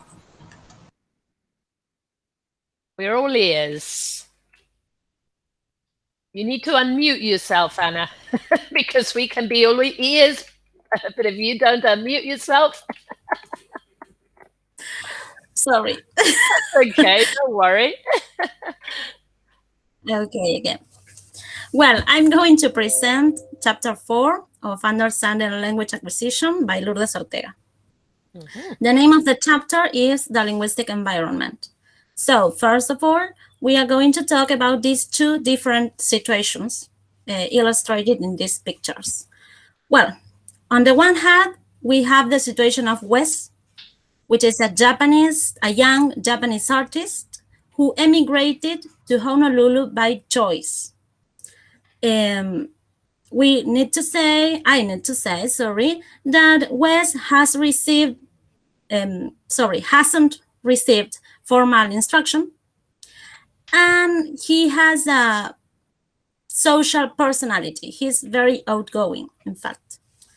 Well, on the other hand, we have Alberto's situation. Alberto is a worker from Costa Rica who emigrated to Boston because of a job opportunity, because he has to. It was not his choice. And Alberto has received some formal instruction, some individualized formal instruction. Well, please share your opinions. In your opinion, which one is the best learning situation and why? In both cases, they're learning English, right, Anna? Yeah. This is... Yes. And they are living in an English-speaking country. I think it depends on the person. Okay, so that's a set of factors to consider. Yes. What else? Anybody else wants to share his or her opinion? Yo pienso que también depende del tipo de educación que reciban. Yes. So that would be in the case of Alberto, right? Because he's the one that... Yep. Yeah, remember that Wes doesn't receive formal instruction. Okay, well, we are going to continue. In fact, the two situations presented before were two case studies by Smith and Schumann. Well, the main difference in these situations is, in the case of Wes, the positive predisposition towards communication because of his personality also. And in the case of Alberto, the main difference is his negative predisposition towards the target language. So, what they have in common? A missing ingredient. In the case of Wes, the missing ingredient is the sensitivity to form. He didn't pay attention to the language code, and after almost 3 years in Honolulu, his system of grammar competence is still rudimentary. he expected the native speakers to learn his interlanguage. So he didn't care if the other person understands him or not. It's not only his problem, but the interlocutor problem too. Well, in the case of Alberto, he, after 1.5 years almost in Boston, he is unable to move beyond basic pidginized English.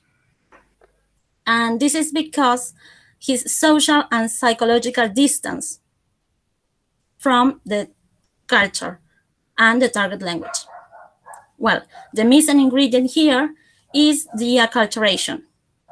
What I mean is that he needs to be closer to the target society in order to learn this additional language or this second language.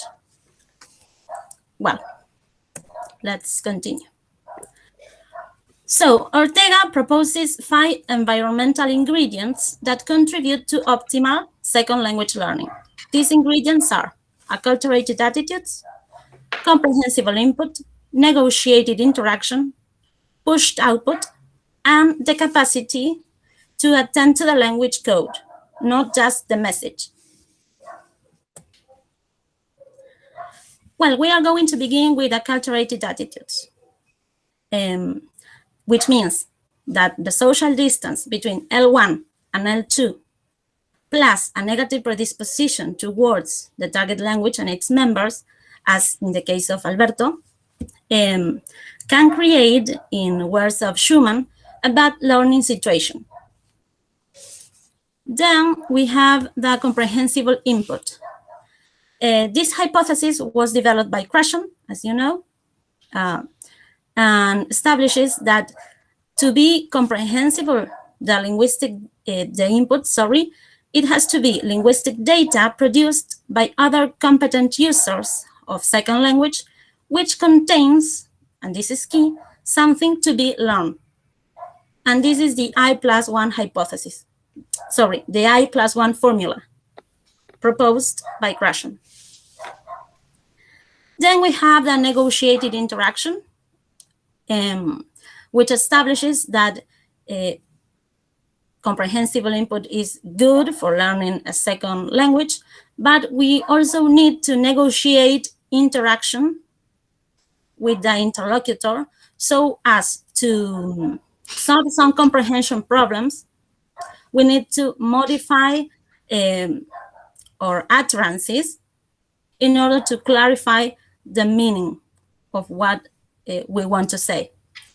The negotiation for meaning episodes usually begin with clarification requests, as you can see in the slides, confirmation checks, and comprehension checks.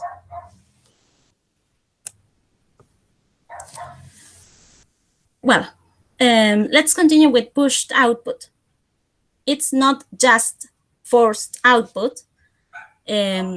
So pushed output means that the output, to be meaningful, should be cognitively and linguistically demanding. That's why the picture of the brain doing exercise. Well, and the formula proposed by Swain is the O+1. Last but not least, we have the capacity, natural or cultivated, to attend to the language code, not just the message. So we as learners have to notice what is relevant in the language data provided by the environment, and we have to register, our brain has to register the new material. And we have to make a conscious effort to work on this new material. Remember that these 5 ingredients contribute to, but do not guarantee, optimal second language learning. In words of Ortega, what matters in the linguistic environment is not simply what's out there, physically or even socially, surrounding learners, but rather what learners make of it, how they process or not the linguistic data, and how they live and experience that environment. Well, I invite you to check your understanding with this Google form.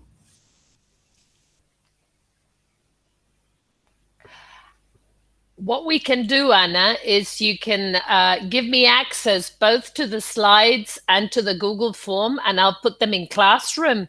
You have to give me editing access, and I can put them there, and people can do that later. But maybe we can talk a little bit about the concepts that Anna mentioned now while we're all together. If people have questions or they want to comment on something that Anna mentioned, any... When I was very reading about the pretty, by the way, very pretty, very well done, Anna.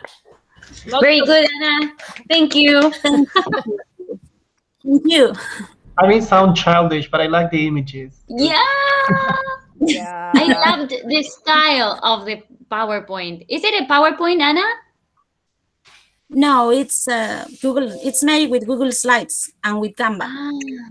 Canva. That's the trick for the graphic design, because I love images too, but what Canva does is it makes it all coherent and in one style, right?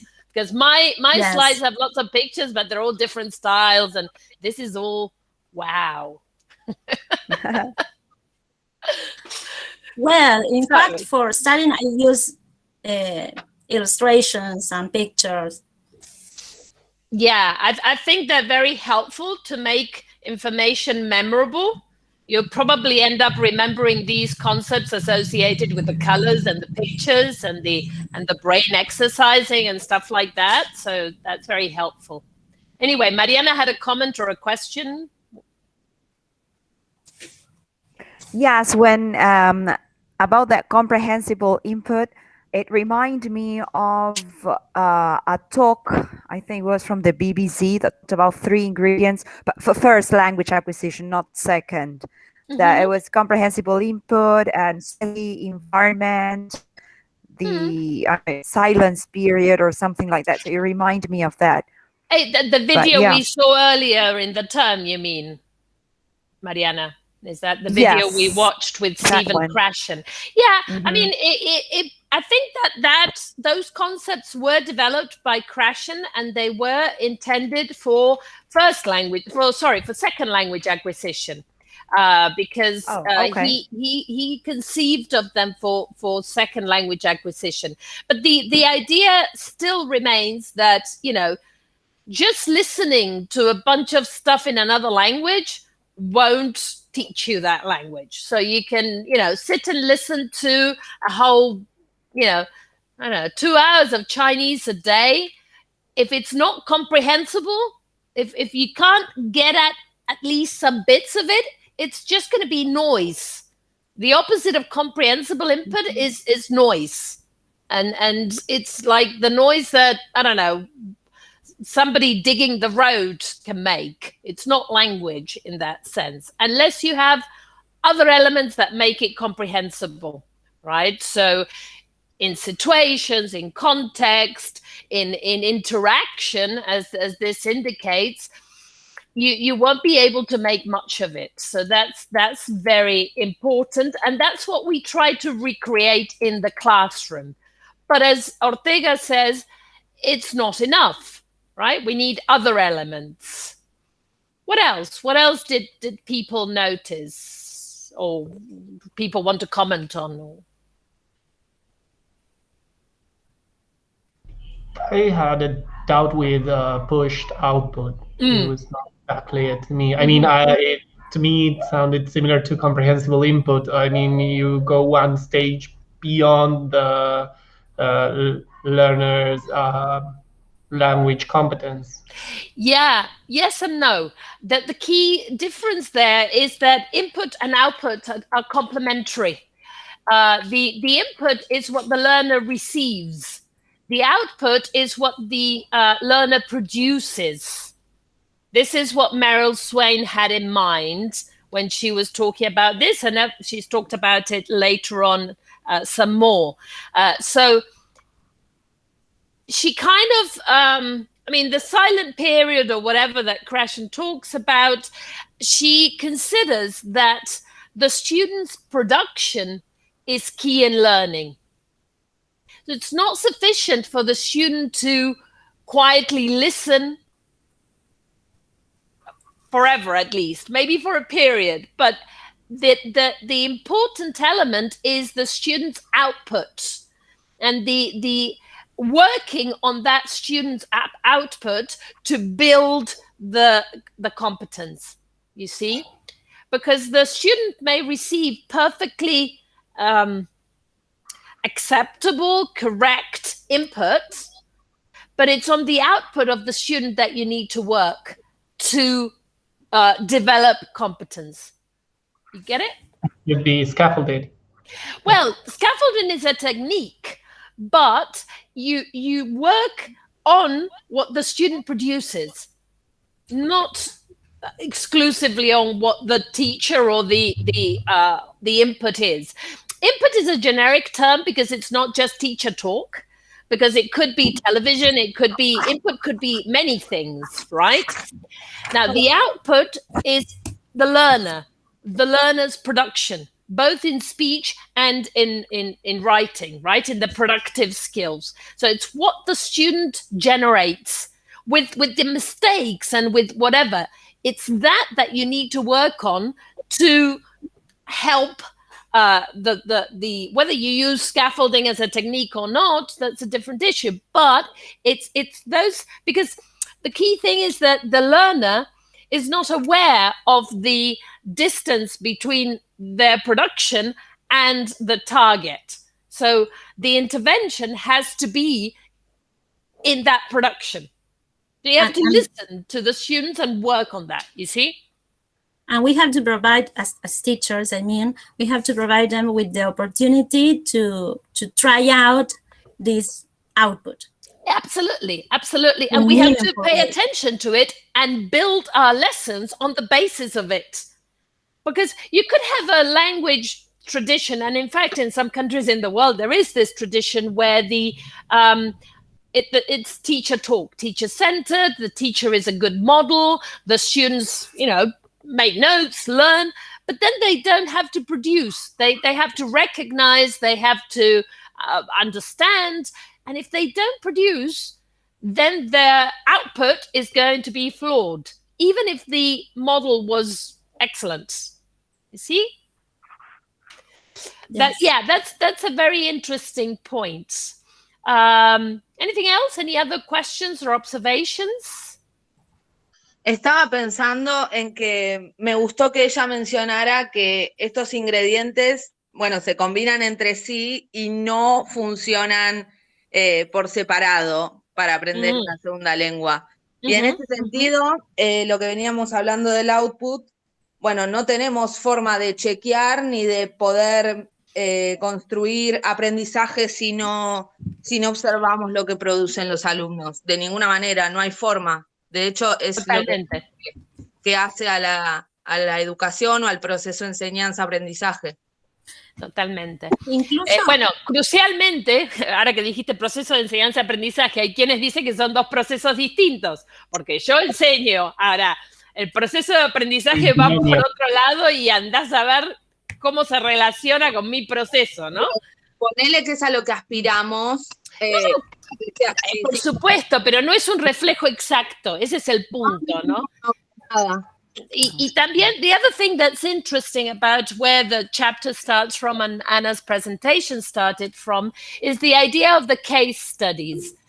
As opposed to some other research strategies, the case study focuses on individuals, people, one case, and analyzes them in depth. Whereas other kinds of studies that we saw in Larson, Freeman, and Long, maybe look at a group and look at one feature. Here they're looking at particular cases and individual people and their circumstances, because they're analyzing how the different environments may or may not influence. But as Mariana was saying, there are other factors, individual differences, or as Denise said, the methods that are used in the instruction, and they all kind of combine, and it becomes very messy and very difficult to separate them, right? Because they're all combinations. One technical thing that is important when you refer to the studies, remember to refer to the author and the date, okay? Because if you refer to just, Chomsky, just to mention Chomsky, because we have to mention Chomsky, 1957 said one thing, and Chomsky, 1981, said a different thing. Okay, so just saying Chomsky says, right? That was the question of my linguist teacher. Like when I say Chomsky, okay, what year? And I was like, oh, I don't remember. Because I forget to mention what year? Schmidt called this the capacity to, I forget. The capacity to be aware of the language code. Mm-hmm. Yeah. But it was I don't remember now, in 1995, 1985. Mm-hmm. Yeah. 83, what sorry. Matters and then he developed, it was the kernel for developing the noticing hypothesis. Absolutely. What matters, and going back to Mariana and her linguistics teacher, is that what you're citing is the work, not the person. You're citing what you read. You're citing the study. You're not citing the person. There are certain concepts that Chomsky, has never moved away from, and has, in every single piece that he wrote about, he talks about competence and performance. But if you're going to cite something, you cite the work where this was mentioned first, right? Because the idea, and this is very important for when you write your literature review in your paper, your final paper, when you do the literature review, what you're doing is you're setting out a map and a structure where you're explaining which ideas you're going to base your work on. And the ideas are in the works, not the people. Once they're, of course, you can have personal communication.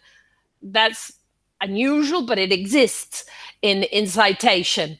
But if for your purposes, what you want is what people have published. Okay, maybe what they've said in a conference, but something you can list in your list of references. Okay, so it's always the people with the date, right? Now, the question of pushed output is a technical term that was coined by Meryl Swain, and that is Meryl Swain, and there's a date, which of course I can't remember, but you did mention it. Was it 95? That was 95, wasn't it?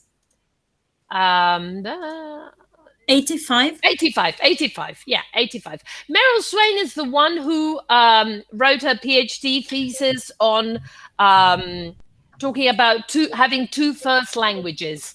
So people who grow up with two first languages, right? And then she went on to talk about some of the things like pushed output, which has had a lot of influence in teaching. Okay, anything else? Any other comments, or shall we move to Mariana? Yes, Lucas, you wanted to say something? No, you're happy.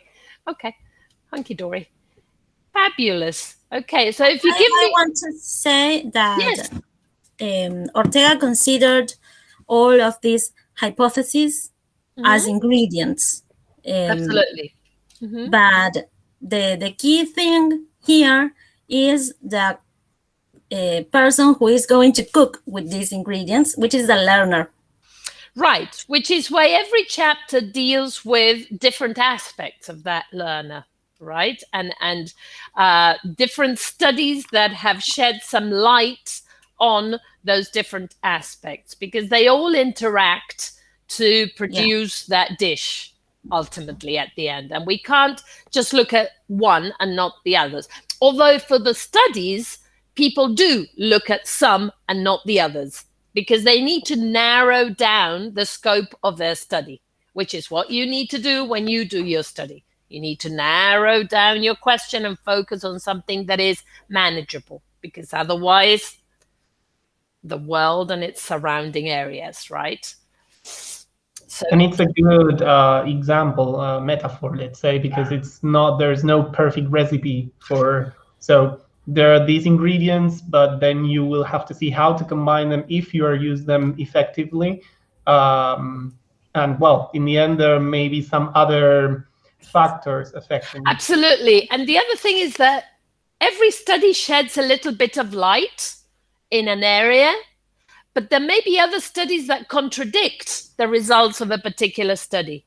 And sometimes it works like a pendulum, and people think this and then they think that, and then it finds some balance in the middle. But I mean, that's science, right? Any area of science. We didn't always know about the human genome, and then it was discovered by setting up hypotheses and then looking for evidence and then finding the evidence and so on and so forth. And this is the same. Okay, so if we're all happy, shall we let Mariana tell us about age? Okay. I used a program that maybe you know, of course, it's called eMaze, which I'm not very sure is going to work because of my connection. So in case this doesn't work, Let's try it. Okay, here we go. Finger crossed. This Finger is the crossed. experimental and I've got course. videos. I'm not sure if they will play. But well, we'll try it okay. out. Here we You've are. seen me make how many mistakes? You know, we learn from trying. Sorry. What's the name of the program again? eMaze.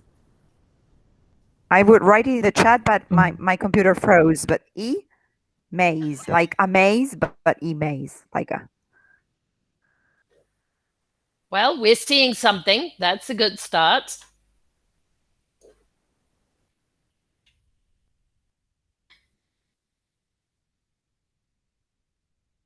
Are you still there, Mariana, or has the program taken you away?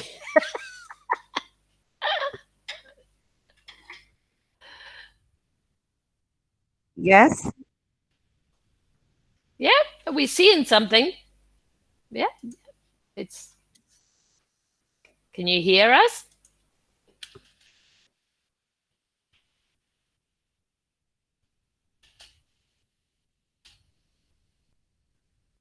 Hi. Frozen. We can hear you. We can hear Chapter you. 2 age. It Hi. tests chapter 2 age. Yes. Hi. Hello, Mariana. Okay. Good. Can you see my screen in your screen? Yes. Perfect. Yes.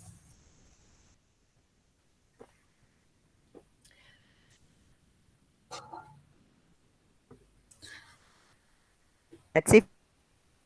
About it's suspense, creating suspense. The relationship between language and age, language acquisition and age, too, as a critical period. And good.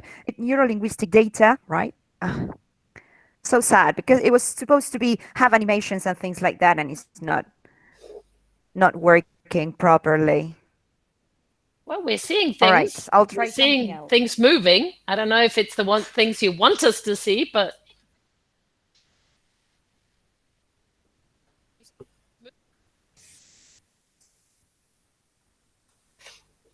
do you want to send us the link and maybe we can try it in our own computers?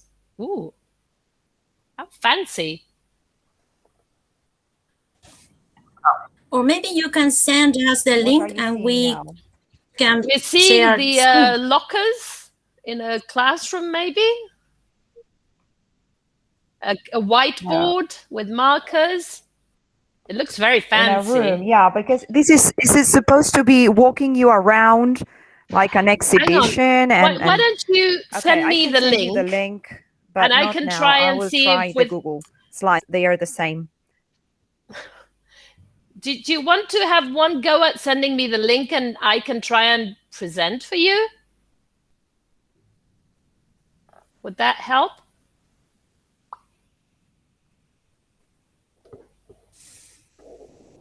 Maybe.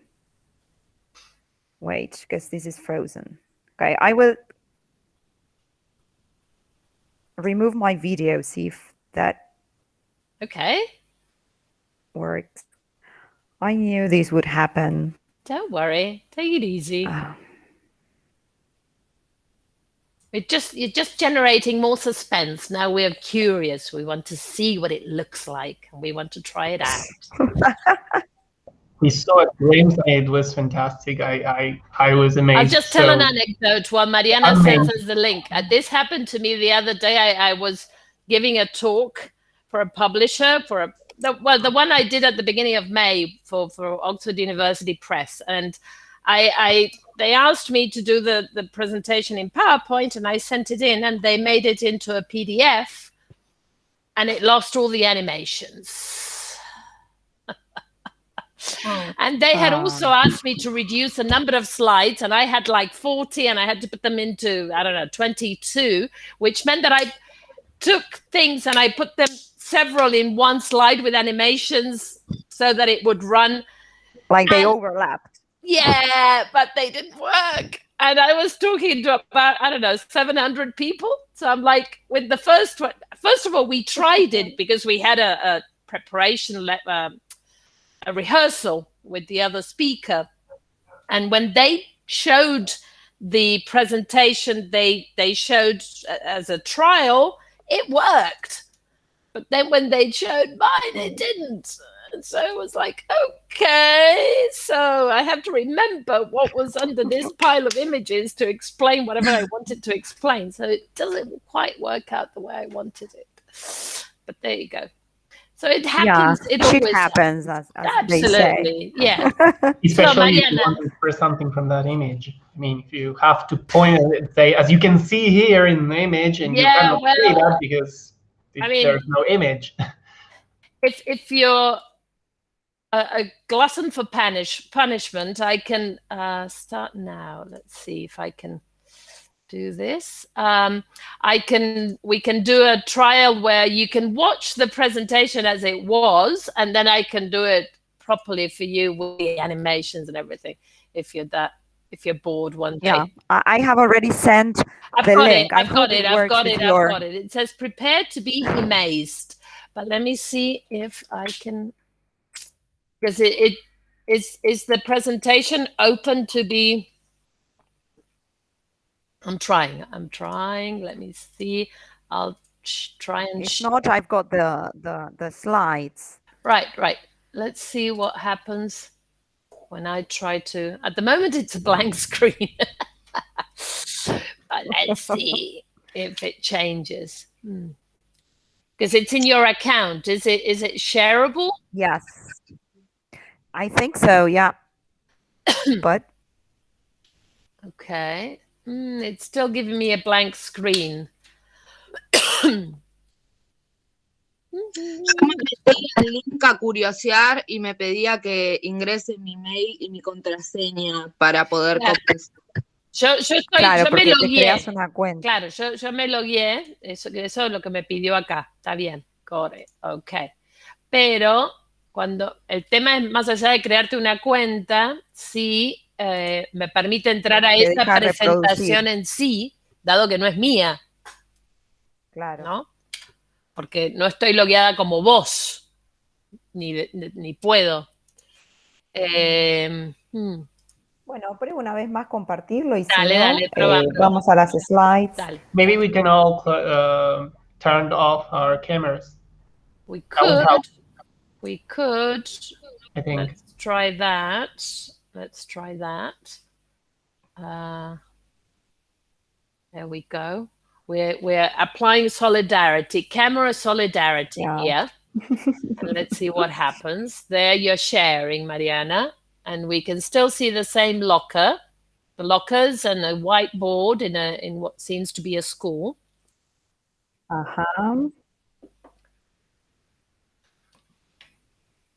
Okay, let's see.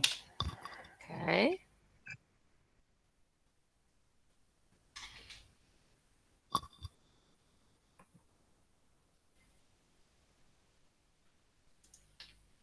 Now we're seeing neuron anatomy. Oops. Now we're seeing something blank. You're going back. Looks very fancy. You can imagine that in 5 years, we'll look back at this technology and we'll think, wow, that was primitive. We'll be able to do much fancier things.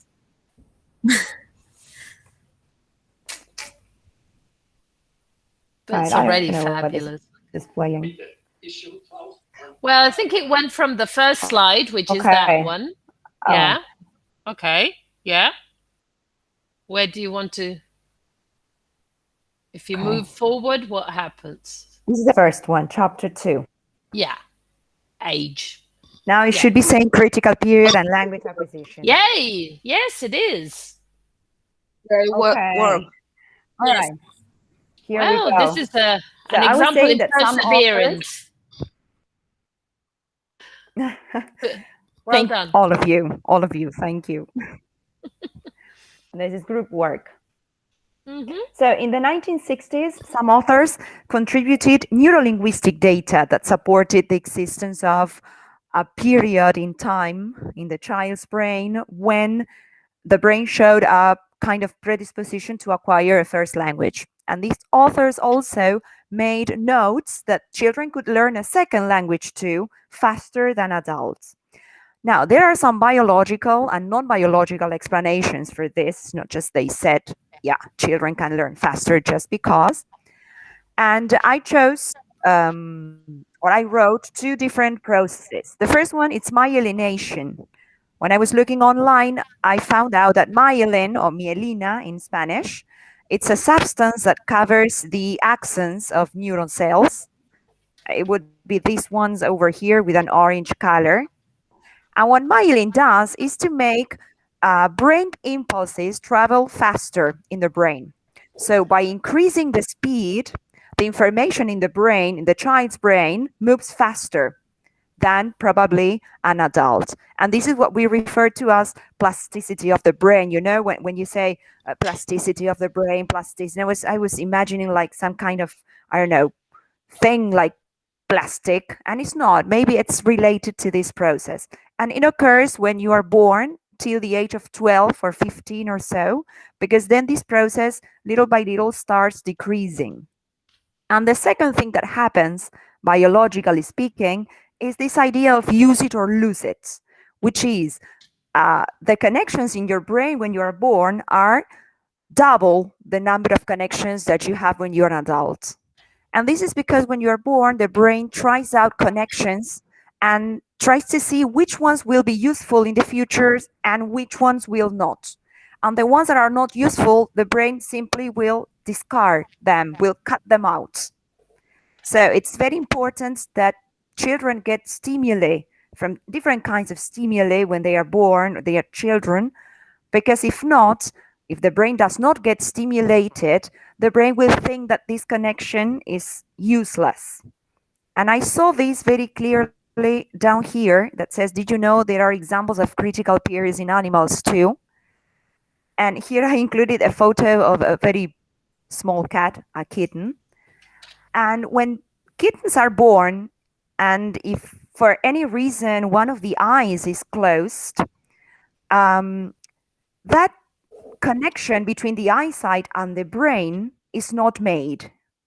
So if the cat keeps the eye closed for more than 80 days, even though eventually the cat will open its eye in the future, the connection, the eyesight, will not be connected to the brain cortex. So he will probably not see from that eye, or will have troubles. It will be very hard for him to see using that eye. And this is an example of critical periods in animals too. Well, something similar happens to language.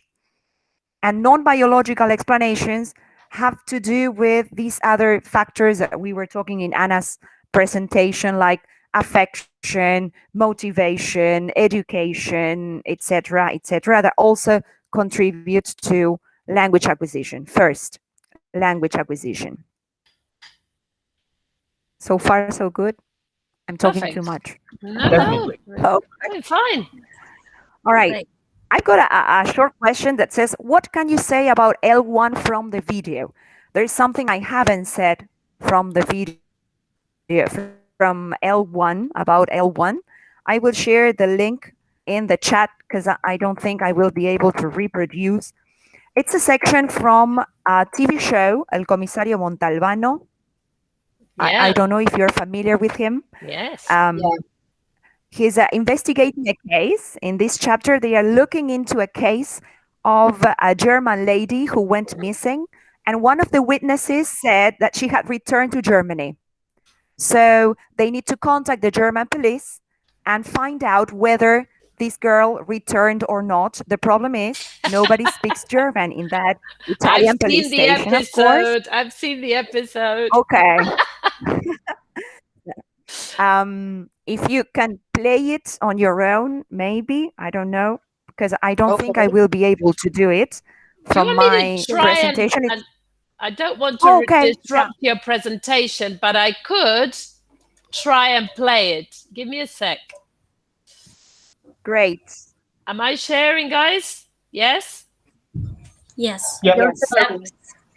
Let me try and play it. Here we go. Vi ho spiegato tutto. Commissario, ormai è un sacco di tempo che io non parlo il tedesco. Io non ho mai parlato. Tieni, questo è il numero. Chiedi di Inge Schneider.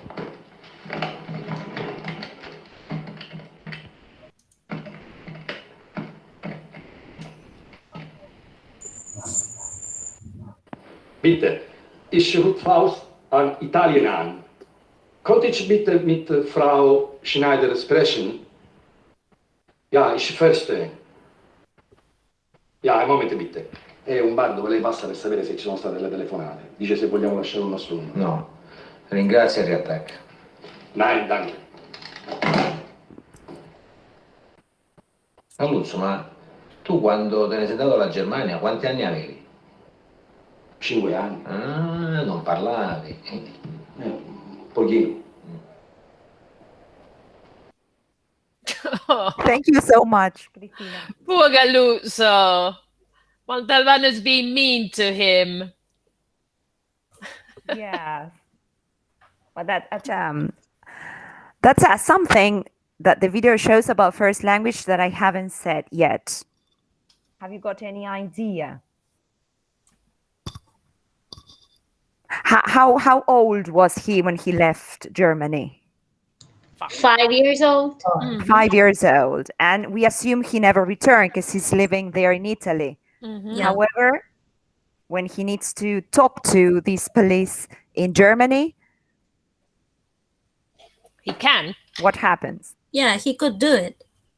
He could do it. And I don't know German, but he sounded fluent, right? Absolutely. The one thing he missed, which I was only interesting, understood no thank you. That was the one thing that he kind of missed was the sprechen, which is with a sound that in French, that in Italian you don't really have. De José, when digamos. he speaks Italian. No, in Italian that sound doesn't exist. So yes, the words, he says sprechen instead of sprechen, right? But it's a very small subtlety, which probably means that he didn't actually grow up in Germany. But that's a different story. Never mind. Yeah. I'll shut up. Yeah, but then the two police officers looked at him like, you didn't speak, so... yeah, ridiculous. Okay. No, and Montalbano says, so you... Because he says, I came back when I was 5. And Montalbano says, right, so you didn't really speak. Like a 5-year-old doesn't speak. Yeah, that's right. And we can say that the language that you learn stays with you forever. Like, I mean, even though you don't use it very often, it reminds me of the immigrants who came here to Argentina. I know people who were born in European countries, they can still speak their own languages, and maybe they haven't returned there. it reminds me of the surgeries down in the bone, that when they touch the broken part area. The what, Anna? It's which movie? The broca area in the brain. Yeah. Ah, okay. Yeah. People start talking a language that they yeah. forget knowing that language. Yeah, that's right. Good. So far, I've been talking about critical period and first language acquisition. Now, what happens with those cases where that critical period for some reason is not undergone or is skipped? And I will be talking about 3 cases. I don't know if you can see them in your screen. Yes. Fetal children, Yes. Ginny Wiley, sign language and second language acquisition. Cases where people maybe are not exposed to the language during that time window that we were talking about. As regards Ginny Wiley, she's mentioned in the chapter very shortly, but I was really curious about her case. So I looked at many videos and I chose one of them. I will give you the link, Cristina, if Sure. you could be so kind. No problem. I chose this video. It's only 5 minutes long. Explains a little bit the Ginny's story. She's a girl from the U.S. and she was kept locked in her house for 12 and a half years. And the reason that I chose this video, it's because... Sorry, I just copied. One of the women who speaks there is at the time a young linguist. Wait, here. Okay, because I just copied the old one. Okay, this is it. And Susan Curtis was a young linguist. She's also mentioned in the chapter. And she was in charge of taking care of Ginny when she was found. And she stayed with her 5 days a week. She made observations. And she is the one that speaks in the video about the case of Ginny, her progress, her problems. So I thought that maybe it was best to hear that from Susan. And before, something very short, before you start watching, I'd like you to also pay attention to Ginny's body movements, because she was deprived of any kind of interaction, not only language. So the way she moves, the way she tries, her reflexes, etc. That's it. In 1970, in a quiet suburb of Los Angeles, a harrowing story came to light. It would change forever our understanding of how a child's brain develops. A social worker discovered a 13-year-old girl who was still in diapers and whimpered like an animal. Clearly something was terribly wrong. She didn't speak. She was completely unkempt. She could hardly walk. She could hardly balance. Jeannie, as the child was named, had suffered a most horrific ordeal. We learned after she was found from interviews with her mother, from some drawings that Jeannie made, that she had been kept isolated in a room at the back of the house.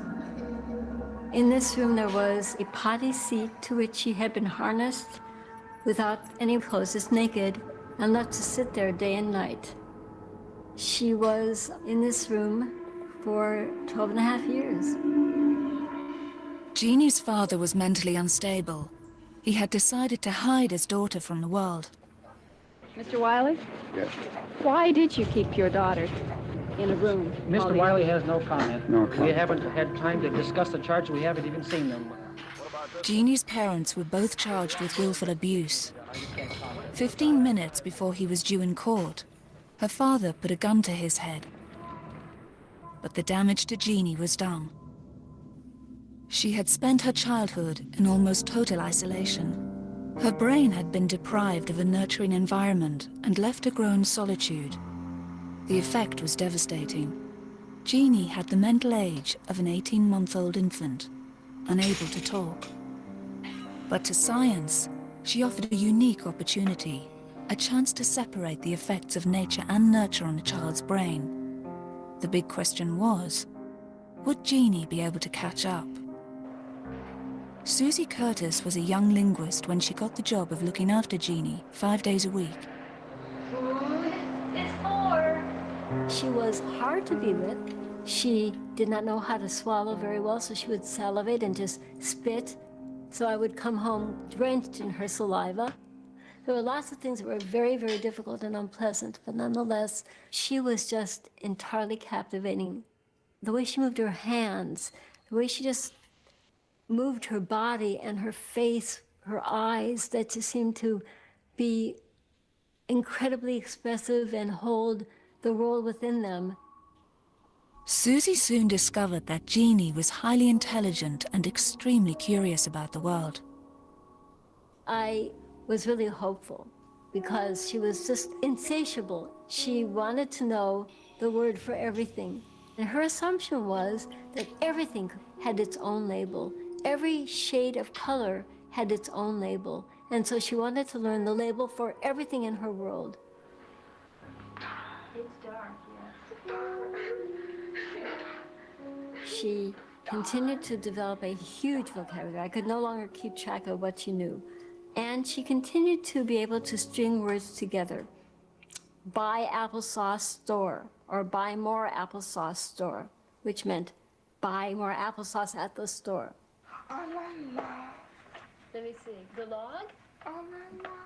But the little bits and pieces of English that take those words and transform them into a grammatical sense never came in. All the question words like who, what, where, why, when, never. She never had any of them. Pronouns like he, she, it, they, him, her, not in her vocabulary.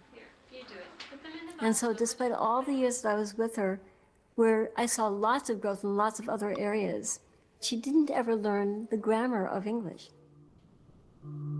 Jeannie never worked out the fundamental rules of language. Her brain had missed a critical stage of its development. In the first years of life, the main job of the brain is to make sure all the brain cells are wired up correctly. Surprisingly, it's not just a matter of making connections, but cutting them. A 3-year-old has twice as many connections between brain cells as a grown-up, and they're jumbled and chaotic. To work properly, the brain must decide which connections to keep and which ones to cut. Trillions of connections need to be checked. So the brain uses a brutal but effective rule. Use it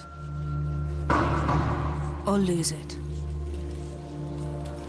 Because Jeannie's parents hardly ever spoke to her, the parts of her brain responsible for grammar were not stimulated and were crippled for life. Jeannie's story did not have a happy ending. She went through a string of foster homes, was abused in one of them, and stopped talking altogether. She now lives in a care home in California. Jeannie's experience was extreme, but her case taught science that once a critical window of brain development has passed, there is no going back. A growing brain is both vulnerable and extreme. Yeah, I see. Poor thing. It's terrible. Yeah. What struck me the most was the moment when they throw a ball at her, and she doesn't even try to kick or catch it. Nothing. And the way she moved, the way she walked. Jeannie is referred to as a miracle, right? Because these cases don't happen very often, and we can't be in isolation for 12 or 13 years just for the sake of science. So when things like this happen, well, it's something that we have to be thankful for, not because she had a sad ending. I mean, she didn't have a nice life. Okay, is there anything you want to say about the video? Anything that caught your attention? I'll make a little comment, Mariana. When you go back to your slides, slide 110 contains more information about the case. And the video is very good, and it's not included in the slides because I'd never seen this particular video, but it's very good in that it compresses the whole story very briefly, and it tells it from the beginning to the end, including the sad ending. The one thing that is missing, which you will see in some other of the videos that are included in the presentation, is that it's not 100% clear how much of the problems that Jeannie had can be attributed to nature and how much to nurture. In the sense that there was some studies conducted of her brain activity that showed that her brain activity was not entirely normal, right? So it didn't match, her ECG, her or the tests that were her done. brain is much smaller, right?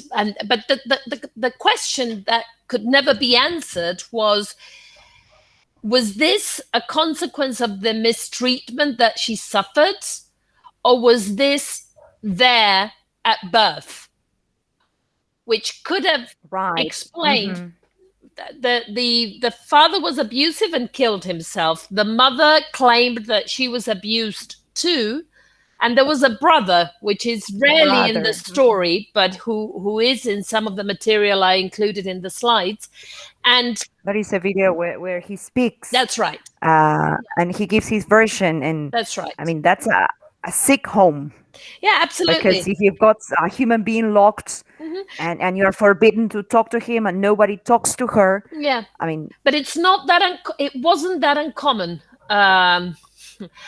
If you go back in history, there are cases even in our midst of families who perceived a child with a disability as being something to be ashamed of, and who would lock that child away, and they would never be seen or heard of. I'm obviously not justifying any of this, don't get me wrong, but I'm saying that it's not a unique case in that respect. What is unique in the case is that the moment when it happened and the amount of attention it received, and the fact that we have so much information about the case, and the fact that it posed so many ethical questions, because the problem was, given that the parents were not around, who should take care of her? At first she was in the hospital, but then she didn't need hospitalization, but then who could take care of her, and where could she go? We've just lost Maria de Los Angeles, but sorry, I'll shut up and keep going. No, that's okay. I heard that she lived with some of the scientists that were studying her. She went from which is a problem in itself, right? She couldn't socialize with children. Yeah, she had lots of, not only language, of course, but the problem of somebody studying her, also being their parent, is a problem in itself. But anyway, it's ethical issues that we can talk some more about. Yeah, because the researcher can't be objective, let's say. Yeah, it's very difficult to have the cases where children have been studied by their parents haven't usually ended up well. You told us. Yeah, exactly. And here there's a lot more to it, and the foster parents were not the parents, and they had other interests, and it's very. But then again, who could look after her if not somebody who was aware of her needs, right? It's very complicated and very sad. Yes. Pero Ginny finalmente logró hablar, ¿no? No logró hablar normalmente. Logró comunicarse, logró aprender ciertas palabras y como decía Susan Curtis, logró y tenía interés por aprender, pero el problema era la parte gramatical. Claro. ¿Sí? Claro, eso que menciona Chomsky el problema de la pobreza de los estímulos, bueno, en ella directamente no había ningún tipo de estímulo. Claro, pero el problema de la pobreza del estímulo es precisamente que a pesar de la pobreza del estímulo, los niños logran construir una gramática. Claro, pero no tuvo estímulo. Claro, ella no tuvo. Lo que plantea Chomsky es que tienen un estímulo, aunque sea mínimo y limitado. Es imprescindible la exposición. Claro. Acá no había exposición. Recordemos que esta también era la época donde se estudiaba la posibilidad de que los simios hablaran, ¿no? Ajá, sí. Y que hubo varios ejemplos de estudios con simios, porque son los que más se nos parecen, a ver si se les podía enseñar justamente lengua de señas, porque como apes don't have a vocal tract and a vocal apparatus, maybe they could be taught sign language, but there's an element of teaching there that is not present in language acquisition as we know it. Anyway, go ahead, Mariana, talk about sign language. Okay. The second case I want to talk about will be sign language. It's a case where this critical period is not usually undergone by most deaf people. Hopefully this will change in the future. I hope so. But most deaf babies are born to hearing parents, and they are not exposed to any form of language until the moment they need to start formal education, like going to school. So in the meantime, they are trained to, I don't know, read lips, for example, or pointing at things. I mean, they make themselves understood, but there is no sign language that they are exposed to. And this is important because when these people were trying to prove that there is a critical period, they used the cochlear implants that are used by deaf people to show how important it is to have implants early in life to develop better in the language. Okay, let me stop you there a minute, Mariana, because there's two things there. One is there's no language input if there's no exposure to sign language, because there are babies who are exposed to sign language, who do get language input and who do develop sign language. Yeah?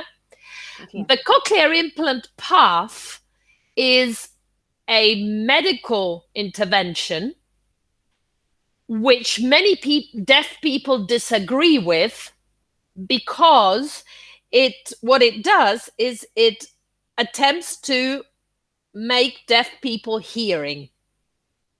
Okay? In some cases, it works better than in others. I mean, technically speaking. But cochlear implants, for the most part, for people who are profoundly deaf, what it does is it allows them to perceive noises, like an oncoming truck that would be dangerous, but it doesn't really allow them to perceive language, right? So it's quite controversial. Yeah, in fact, I've got friends who've got cochlear implants and they can't eat, for example, in busy restaurants because they can't hear you. Well, they turn them off. They turn the cochlear implants they turn them off. That's right. Because, I mean, it's not that they can hear well, but for those babies or children, as you said, that this cochlear implant works, if they are implanted early in life, between 1 and 4, at least that's what the chapter says, the child develops higher intuitions and makes faster progress in the language, in the grammar, in the choice of words, also the phonological abilities. I mean, the question not that they can speak, but... Well, yes. The question is what you're comparing with what? What you're comparing there is children with cochlear implants who are deaf versus children without cochlear implant and with no exposure to sign language. Yeah, well, the chapter talks about both cases. I mean, deaf children who are not exposed to a sign language and children who have implants, and the sooner they get the implants, the better results they will get in the language. And this also justifies the hypothesis of the time window to acquire a language. I think that's what the chapter wanted to make. As I say, that's still controversial in that other people would tell you that the right path would be to expose them to sign language. Yeah, I absolutely agree. Yes. But yes, you're right. Okay. Go ahead. What is more, Yes. some people and some children do not get used to having this kind of implant because they are used to perceive the world with their other senses. Absolutely, absolutely. Some people are very in favor of it, other people are very much against it, but it's important to know that it's a controversial issue. Yes, that's right. Okay. That person that appears, I don't know if you can see, that's my mother. She studies sign language, has been studying for 5 years now, and she made a video for us, a very short one.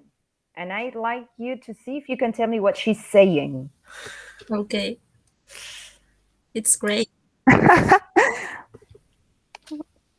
Okay, she did it very slow so that we can see. You may need to send me the link because we're seeing a blank. Yeah, it's in the chat. Okay, sorry. But I don't know. Yeah. Okay, sorry. I thought you were trying to play it from the presentation. Here we go. Let me try. Recently, I've downloaded an application, which is called LS app, which is for Argentinian Sign Language. For translating it. Yeah, and for learning some words or utterances, chunks of the language. It's great. I was trying. It's simple, but great. Okay, let me try this.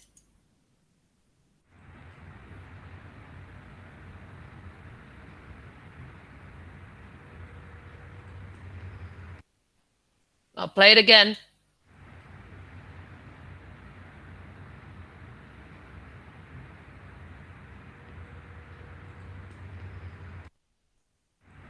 And last time.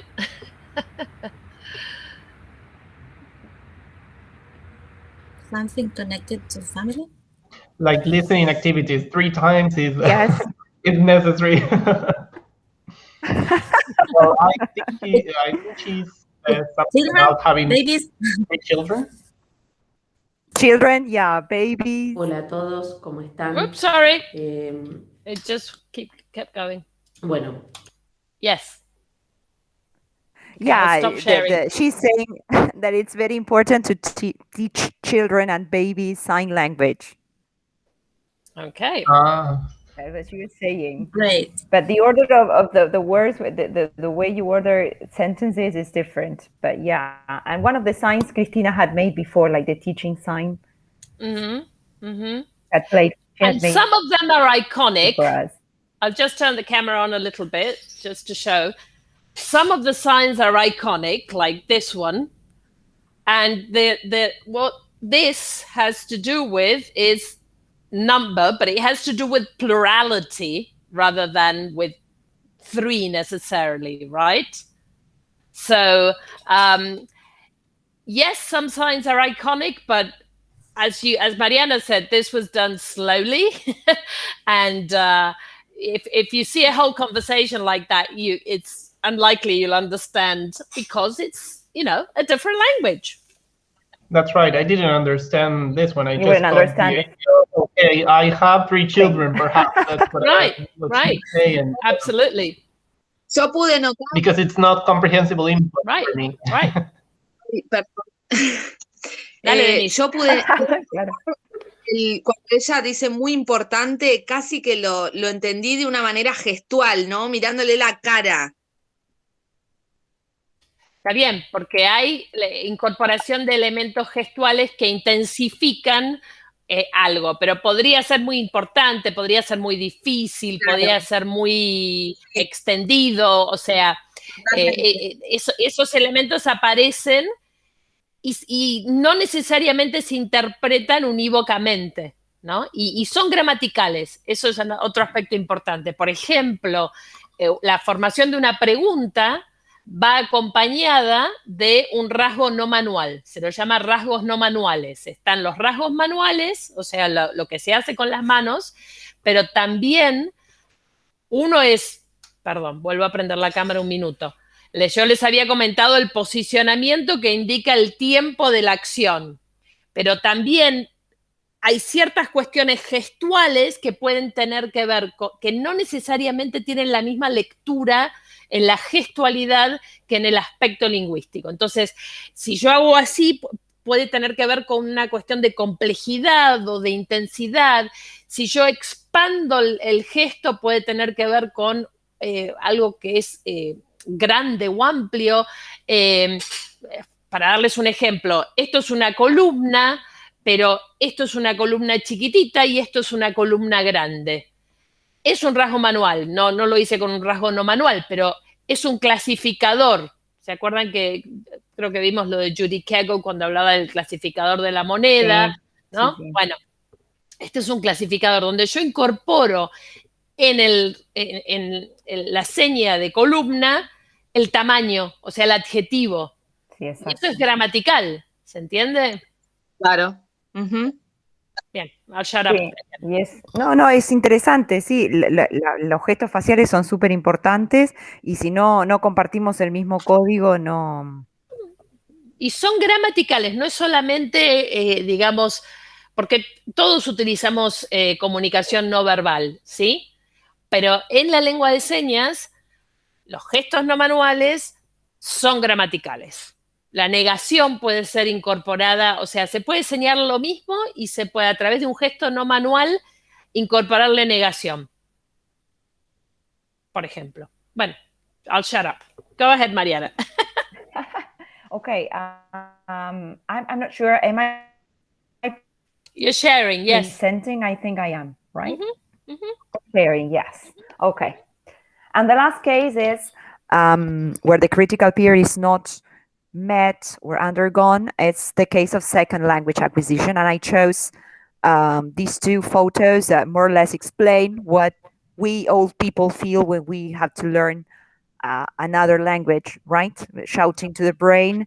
And on this side, well, the kid with a lot of things in his head, but when he puts them across, it looks so neat and tidy.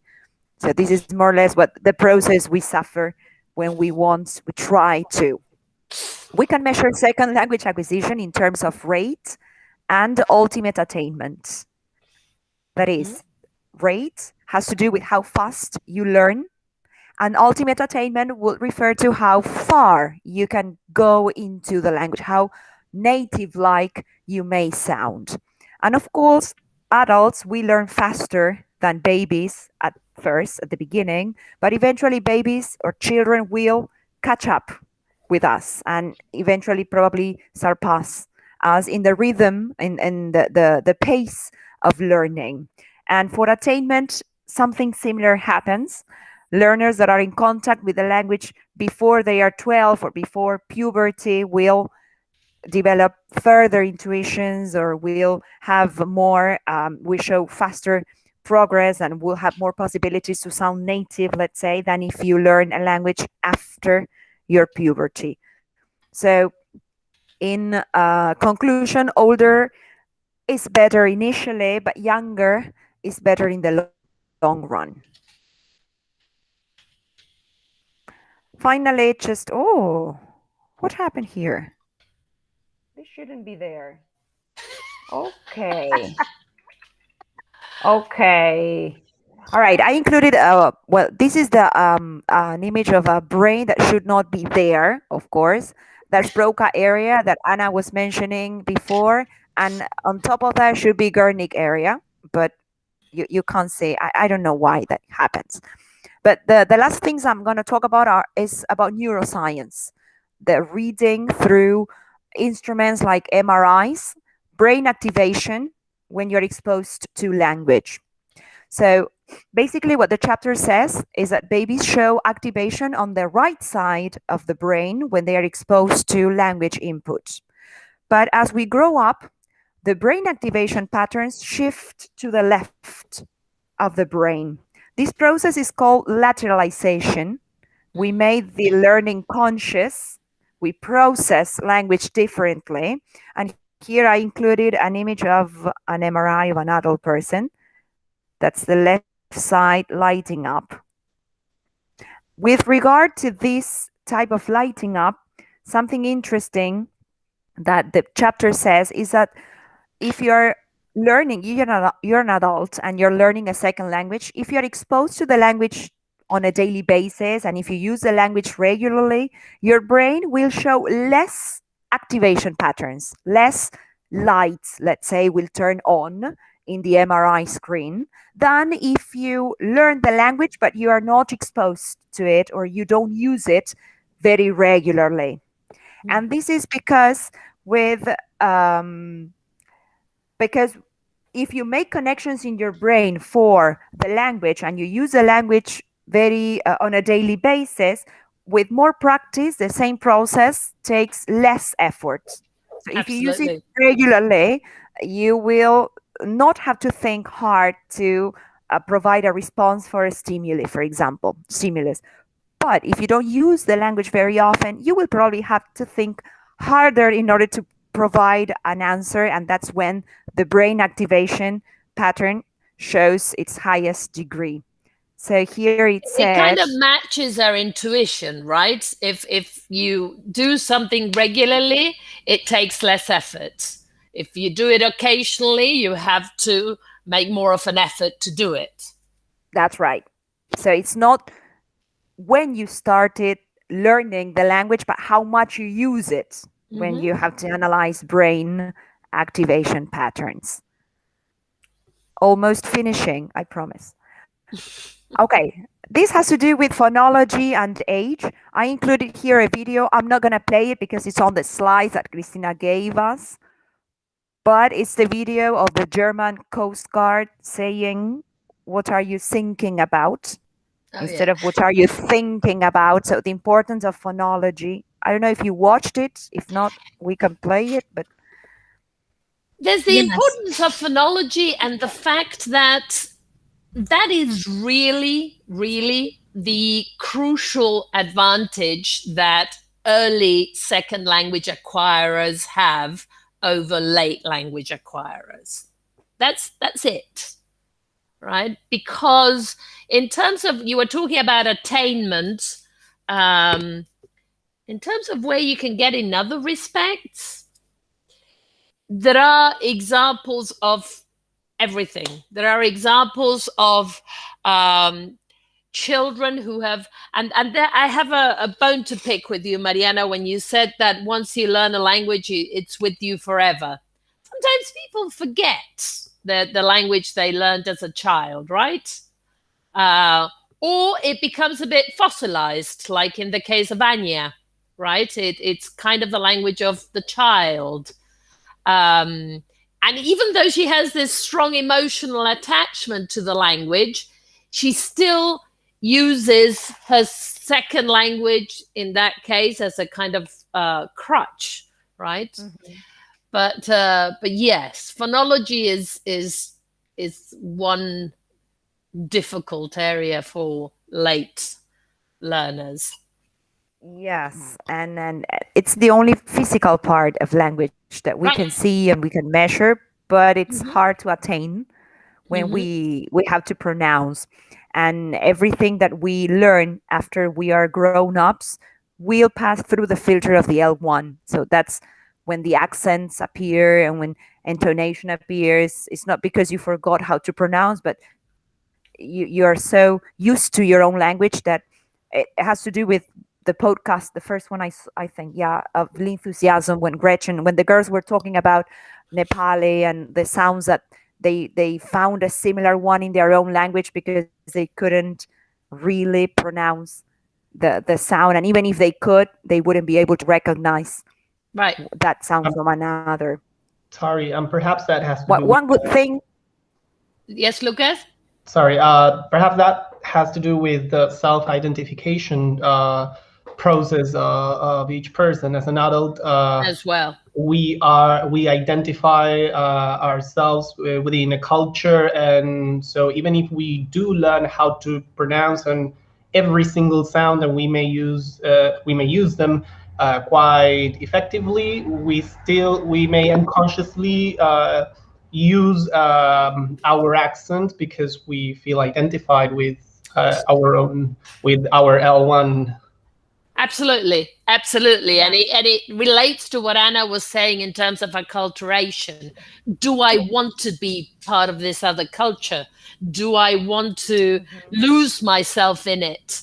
The child kind of doesn't have a choice, right? When the child acquires a second language early, well, to them it's just pretty much the same, because it becomes part of their identity to speak the two languages. When you learn the language later on, yes, you want to succeed at it, but do you want to become somebody else because of the language you're learning? Maybe not. Maybe you don't want that language to become part of your identity. And sounds are kind of the first thing we try out in a language, because we saw that babies acquiring a first language try out sounds first, and intonation matters a lot. So when picking it up as a kid, well, it's just another sound you pick up. When you're an adult, well, yeah, I can't hear it, can't pronounce it, and who cares if I can communicate? Yeah, that's right. Well, it's not impossible to attain native-like levels. Nope. But it's also it's really hard. But the chapter talks about the case of Julie, a British woman who married an Egyptian man, and they moved to Egypt, and in 3 years she could pick up Arabic really well. She didn't have any formal education or attend any lesson, just naturally, but buying in the markets or talking to people, and she could acquire native status. So it's not she is studied as an exceptional language learner, though. That's the right. category under which she's studied. And I Silvia Retaroli did a thesis with me on that covered Julie's case, and her point was, what can we learn about language learning from exceptional language learners that could apply to the rest of us, right? And yes, in my opinion, she had a natural ability, a gift, something. I mean, not normal, as well as very high motivation and very concrete needs, right? Yeah, well, the chapter talks about motivation, the concern to sound native, to fit and in, also to fit in, the input, the quality input, because she heard native people speaking. So, okay, this is also moved to the right, to the left. Shouldn't be like that. Well, some notes on bilingualism. It's very hard to determine whether a person is bilingual. I mean, learning two languages at the same time, if there's some difference between the time when they start the first and the time when they start the second. Everything sounds like fuzzy to me. Well, the age limits for acquiring phonology is 6. By the age of 5 to 6, the sounds, the speech representation of the sounds in your language is settled. At the age of 6, 7. And for morphosyntax, 15. And bilinguals, even though people are or consider themselves bilingual, there will be one of the two languages that they will be using more than the other, and that's a fact. So they will do best in the language they use more. And that, as again going back to the case of Anya, may change throughout your life. So this question of dominance of one language is not a permanent feature. No, that depends on whether you move, for example, and here. Good. Well, this is a summing up, some points that we have read. I made a summary so that you can have more or less what each slide talked about. Thank you. And this is a thank you. I included a bonus track, but I'm not going to play it because it will take too long. But it's a guy who's got a YouTube channel, Tipos de Persona Hablando Inglés. He's called Pablo Molinari. Después, si quieren verlo, es chistoso, claramente, ¿no? Es gracioso. Okay, well, I'll put the camera on to a big round of applause. As working as a team, we managed to get the wonderful presentation going. That was incredible in terms of technological and content. Very interesting. We've learned a lot. Any questions? Any comments? I'm going to share just a couple of things, just to review a couple of things. But Cristina, preparé un quizzes para hacer online. Perfecto. ¿Tienen ganas de hacerlo? No sé si... La idea del quiz es que yo, tanto vos como Ana, lo hiciste con quizzes, no lo hiciste con un formulario. Lo hice en Forms y lo hice quizzes para jugar ahora. Ahí está, esta chica hace todo 5 veces. Dale, si querés, hagámoslo. Dale. El conocimiento, sirve la técnica. ¿Viste? Sí. ¿Cómo vamos a hacer para enseñar si tenemos que volver al aula? Yo me pego un tiro. No sé, la verdad. Yo decía que están ¿cómo se dicen? Las pantallas. Ay, porque vos trabajás en un lugar muy sofisticado. En el Joaquín, olvídate. Use cell phones. Their cell phones. Sí, pero no es lo mismo. No es lo mismo. I used to have, pero all these interactive things and the quizzes and qué sé yo. It should be great. No se puede bajar. It should be great to have the courses at the institutions. It should be. Edwin. Yeah, I mean, if we had all the technology, it would be wonderful. But I think that for this level, I think this modality plus a few meetings is best. It's great. Te estamos dando tiempo, Mariana. You need the students' motivation. I know. I'm working too. I'm working. Don't worry. I'm closing windows to prevent. That's okay. That's all right. It did work perfectly in the end. I don't know if it was because we closed our videos or because because of the strength of will from all of you, all of us. just to quickly go over while you find what you're looking for. In the slides today, we had the Anya Taylor-Joy slides. Then we had the 2 presentations. Both Ana and Mariana, if you send me the links to the presentation and to the quiz with editing access, I'll put them in the classroom so that everybody can see them and do them. Well, then this is the game that you can play later on again if you want. And we can play it at the end of the course as well again. This is a slide on a weird study that an MIT scientist did of his child acquiring his first language, which again, it's the use of technology put to interesting uses. He filmed everything that happened in his home and then put it through computers. You can read about it. Here's another quiz, maybe similar to the one Mariana did, bilingualism. This is the Genie slide that I was telling you about. And these are the ape studies that I was telling you about, right? They failed, just to... Big spoiler. They failed. I thought that apes could communicate some kind of... They can communicate. That's a key thing. They can communicate, and dolphins communicate, and bees communicate. Very restricted in terms of messages. But they learn through conductivism. Because exactly, that's the other thing. They're taught and they learn through training, which is not the way we acquire language. So it's not the same as well. And so they manage to teach them some tricks. Like if you work really hard, you manage to teach your dog to do some tricks. A bit more because they're a bit more like us. But language is very different. There's a big leap between that and language. Big difference. But you can read, about Nimchimsky, about Washoe. These are the most important ones. Coco, these three animals were involved in these studies.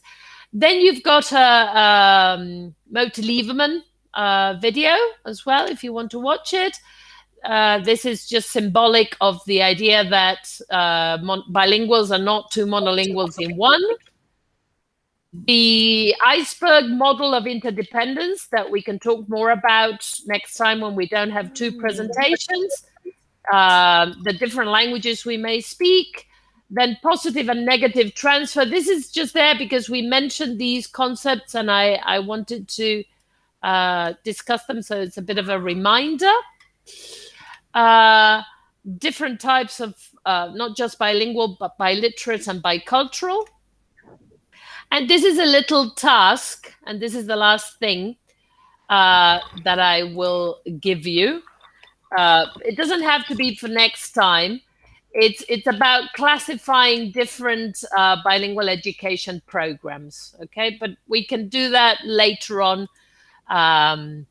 so that you can think about how different programs are classified based on the typology that we did. It's just filling out something like this for one of the programs that we've discussed. Okay, so it's very simple. I'll stop sharing, shall I? Mariana, do you want to? Yes, I put the link.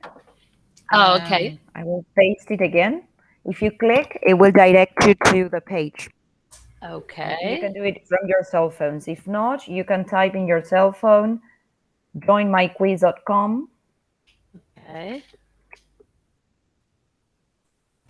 And it will ask you for a code number 312994. 994. All right, I'm in.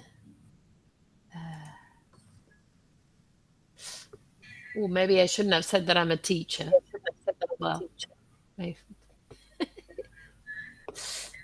try this. Let's do this.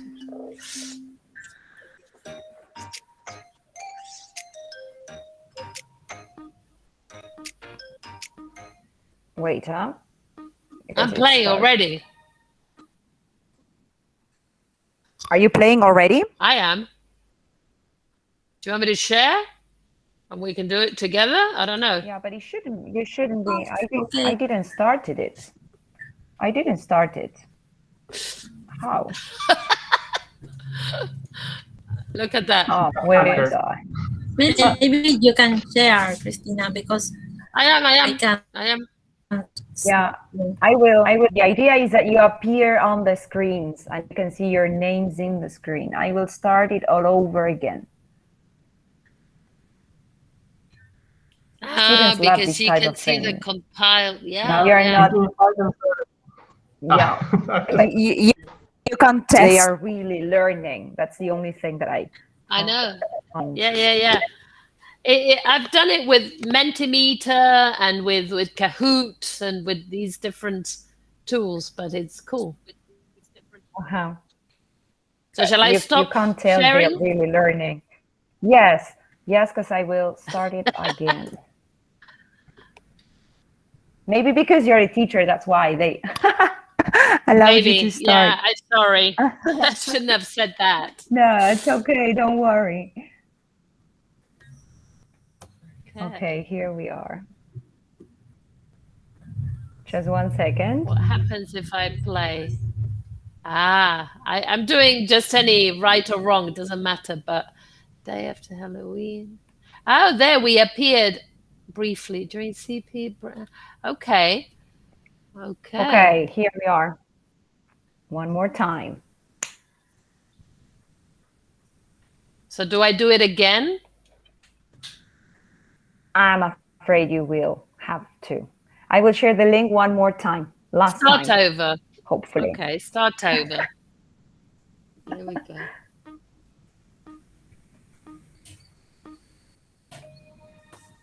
And there it goes. But I'm there already. If I share... Why? I don't know. I can enter. Shall I? It says I can join. I can start. Yes, it will ask you for your name. Yeah. And it will select an avatar for you. Okay. I'm sharing my screen so you can see. Yeah, maybe it's because I said I was a teacher. I don't know. Maybe. I can see Lucas, for example. Yeah, I have already joined. You can see yourselves in the screen too. Who is Singfwei? I am waiting. Ooh, I'm top of the pops.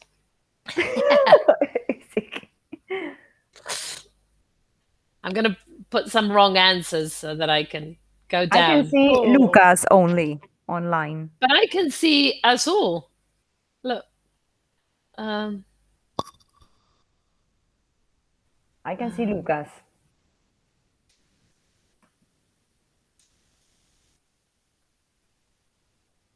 Look, this is a link.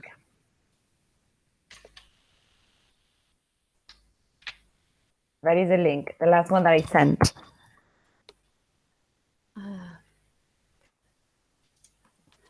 Look at what I'll send it to the WhatsApp group. What I see. Wait. Look. I'm sending what I see to the WhatsApp group. Solo tengo a Lucas, no sé si alguien más está uniendo. Yo estoy jugando. Está en espera, sí. Oh, sorry, I'm playing. Yeah, me too. Bueno, terminen de jugar, no importa. Okay, I'll start then. Sí.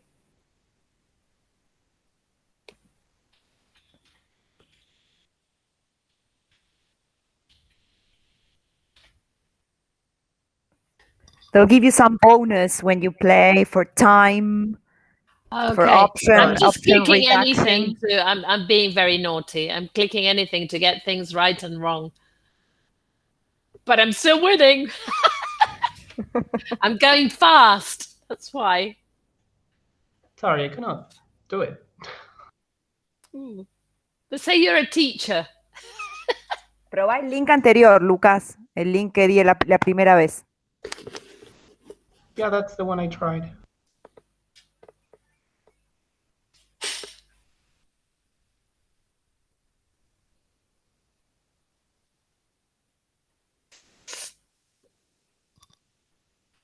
Cuando es a ritmo de instructor, uno puede parar las preguntas, puede discutirlas, puede charlar, puede compartir, pero bueno, se ve que se apretó el clásico al ritmo del alumno, entonces lo lleva cada uno a su ritmo.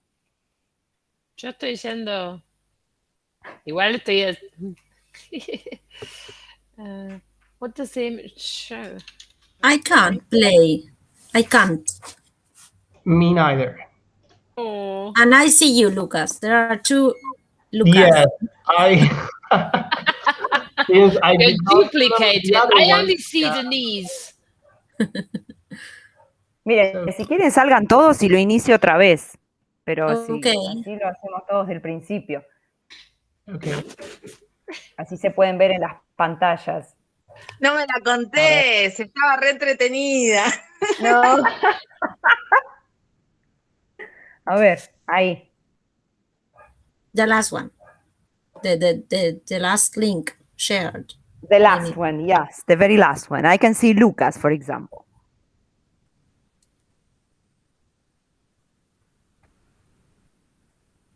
Yeah, it shows me to select theme, and it shows my icon. Denise, yes. There.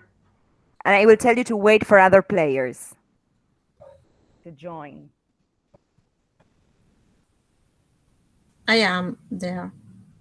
Well, I answered kind of randomly. I'm going to send you my results in WhatsApp, and I'll let you play the joint one together. Okay.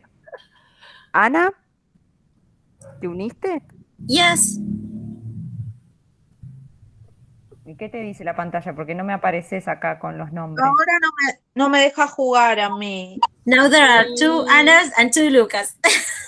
Lo tengo que iniciar. Sí, a Denise la veo. Ah, pero ella no puede jugar. Porque lo tengo que iniciar yo. Ok.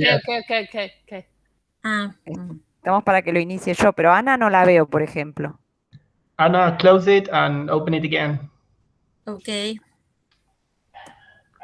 I'm opening it again.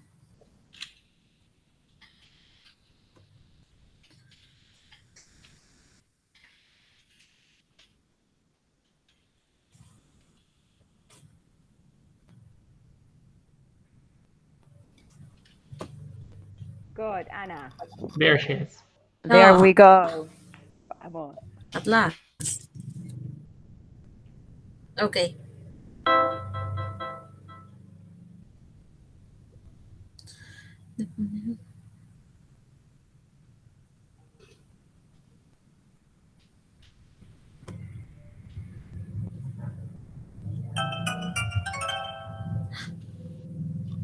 Ahí se escucha el sonidito de los celus. Claro. Okay, if you look at my screen, you can see the top 10, let's say. Yeah, between 5 and 7, the sound representation is made in your brain. Yo toqué mal encima. Antes la había contestado bien y ahora apreté mal. Ok. CP stands for critical period. And it's a phrase that I used in my presentation. Use it or 2 words. Yeah. Use it or lose it. Good. Use it or lose it. Good. Good. Next one.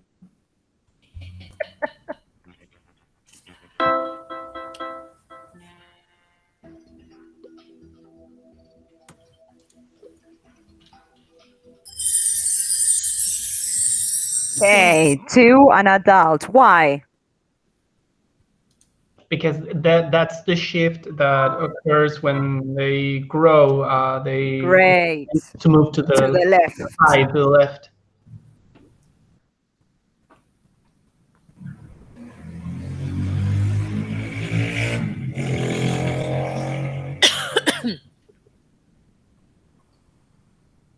Son 3 opciones, una pista.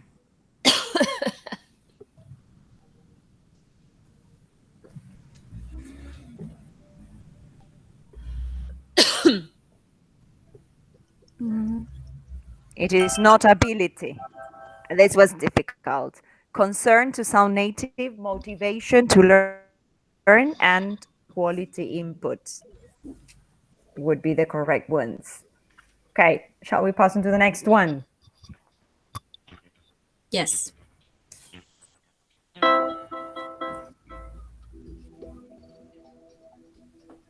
This is a process I mentioned at the beginning. Okay. With the substance that covers the neuron cells, don't say brain cells. Oh, sorry. I feel like I'm in class. Sorry.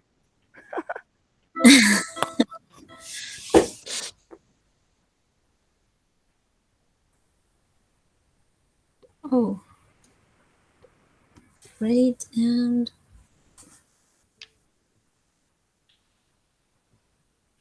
I can't remember. Give us a clue, just a letter. 2 words beginning with U.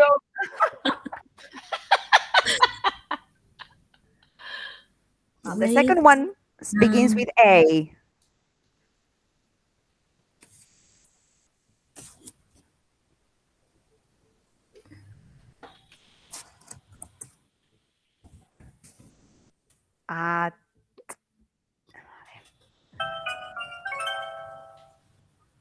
Ultimate attainment, the capacity to sound native. Okay, good, Lucas. You made it first place. Okay, let's see.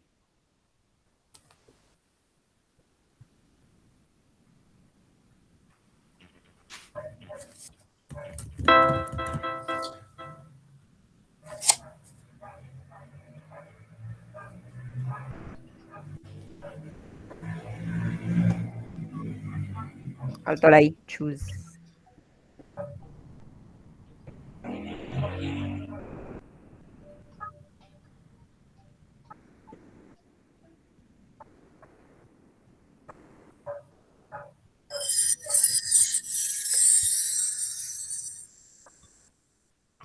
Okay, the correct ones?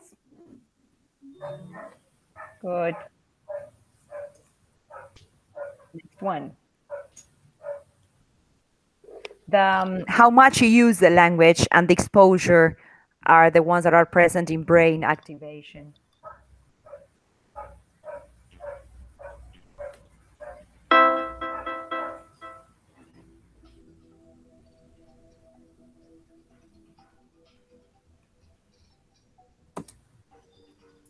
This one is a bit tricky. Mm-hmm.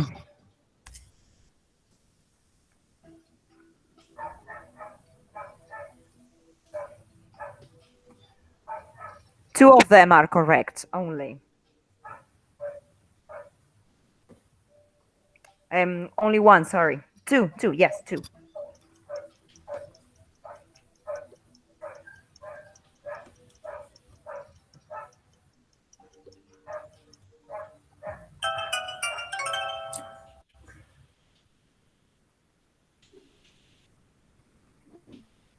Oh, it froze. Where are we? Here. Okay, we're almost finishing.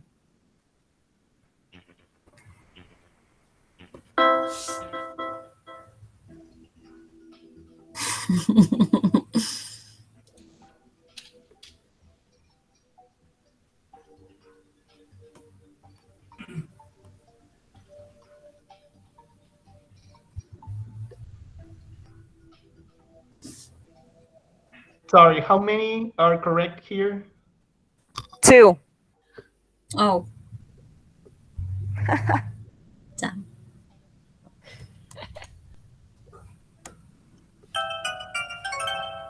Okay, has passed its critical period and should learn how to use translator. That's not in the chapter, but I found it. I choose the one on translators.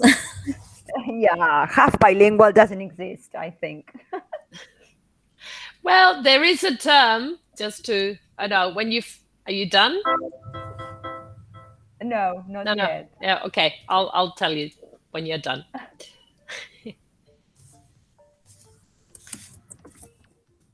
It's a strange question. How many words? No tiene, no limit, not word limit. It's just a question. Okay. What does it show?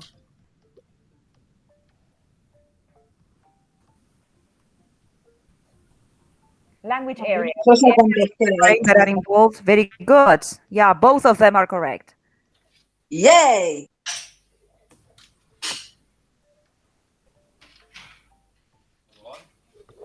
The language areas from adult's point of view. And here is Denise. Great people.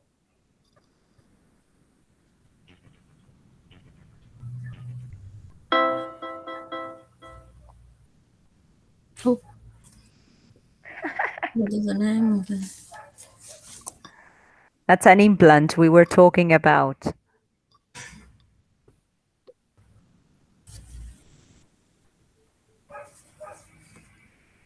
And the trick there is the spelling. Yes. Oh. Okay, the correct one was cochlear with a CH there. Good. And the last of all the question has to do with Jeannie. Jeannie's video.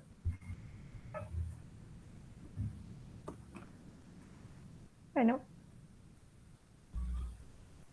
No quiere. No, ahora tiene que quedar, después de todo lo que...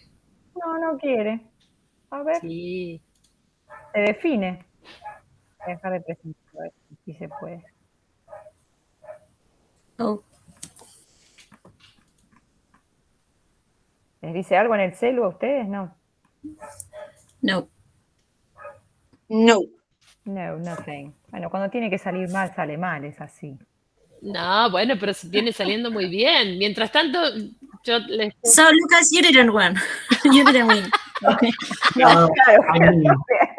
We are going to end the meeting. There's no way that last question has so many points that you can... Nobody's competitive here. Nobody wants to win, no matter what. Okay, well, we wait to see if... No, it doesn't. No. It's frozen. It's like frozen. Okay. I'll give it a minute. I'll just tell you that half bilingual doesn't exist, but the term semilingual does exist in the literature. And it was used to refer to the idea that sometimes when people learn two languages simultaneously, or people who are bilingual, they code switch so much that they kind of can't keep their languages separate. Now, this is a term that has fallen into disuse a little bit because it has to do with the view of bilingualism, usually from monolinguals, about the facts that language development may be incomplete. Okay, so that term does exist, but it's not really used so much nowadays. Any luck, Mariana? No, I think it doesn't work. I'm so well, it doesn't matter. Here it says I've got my first. I was going to say it was Anna's magical influence stopping the program so that Lucas wouldn't win. You're a bad loser, Anna. Yes, I am. You should learn from Denise. Denise did not say anything about that. And you should learn from Lucas, who's a very good winner, clearly. Clearly. Anyway, well, I think that's a great way to finish the afternoon, the evening. And you can go on playing these games and making up these games for all of us to have fun. And if there are any last words that anyone needs to say or any last questions, we're open to whatever. And if not, I'll let you go. I can share the link for the game in WhatsApp in case you want to play it again, and for Dia de Los Angeles too. I'll put it in the slides anyway when you share it. Yes, definitely, so that people can go on sharing, can go on playing. Don't become addicted, you know. Okay. Digital games can be addicted, so don't become like those teenagers. Lucas is going. You're saying that because of me, right? I don't know. None offense taken anyway. So as you can see, when you let students try these things out, they come up with much more creative things than teachers do. So that's I guess the final lesson. Let your students try things out and let them create their own games and see what they come up with. You'll probably be surprised, positively surprised. Okay? Yeah. Well done, guys. Next time we've got another presentation. Who's presenting next time? Nobody here. It's Angeles, I think. Angeles. Okay. Well, she's got a high bar to reach because both Anna and Mariana have done very well today.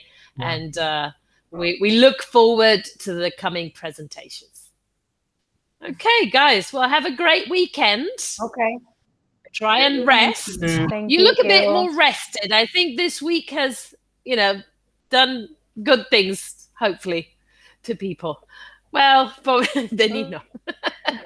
Pone carita. Y se peina. Well, take it easy. Take it easy and see you next Friday then. See you. Bye-bye. Okay. Bye-bye. Bye-bye.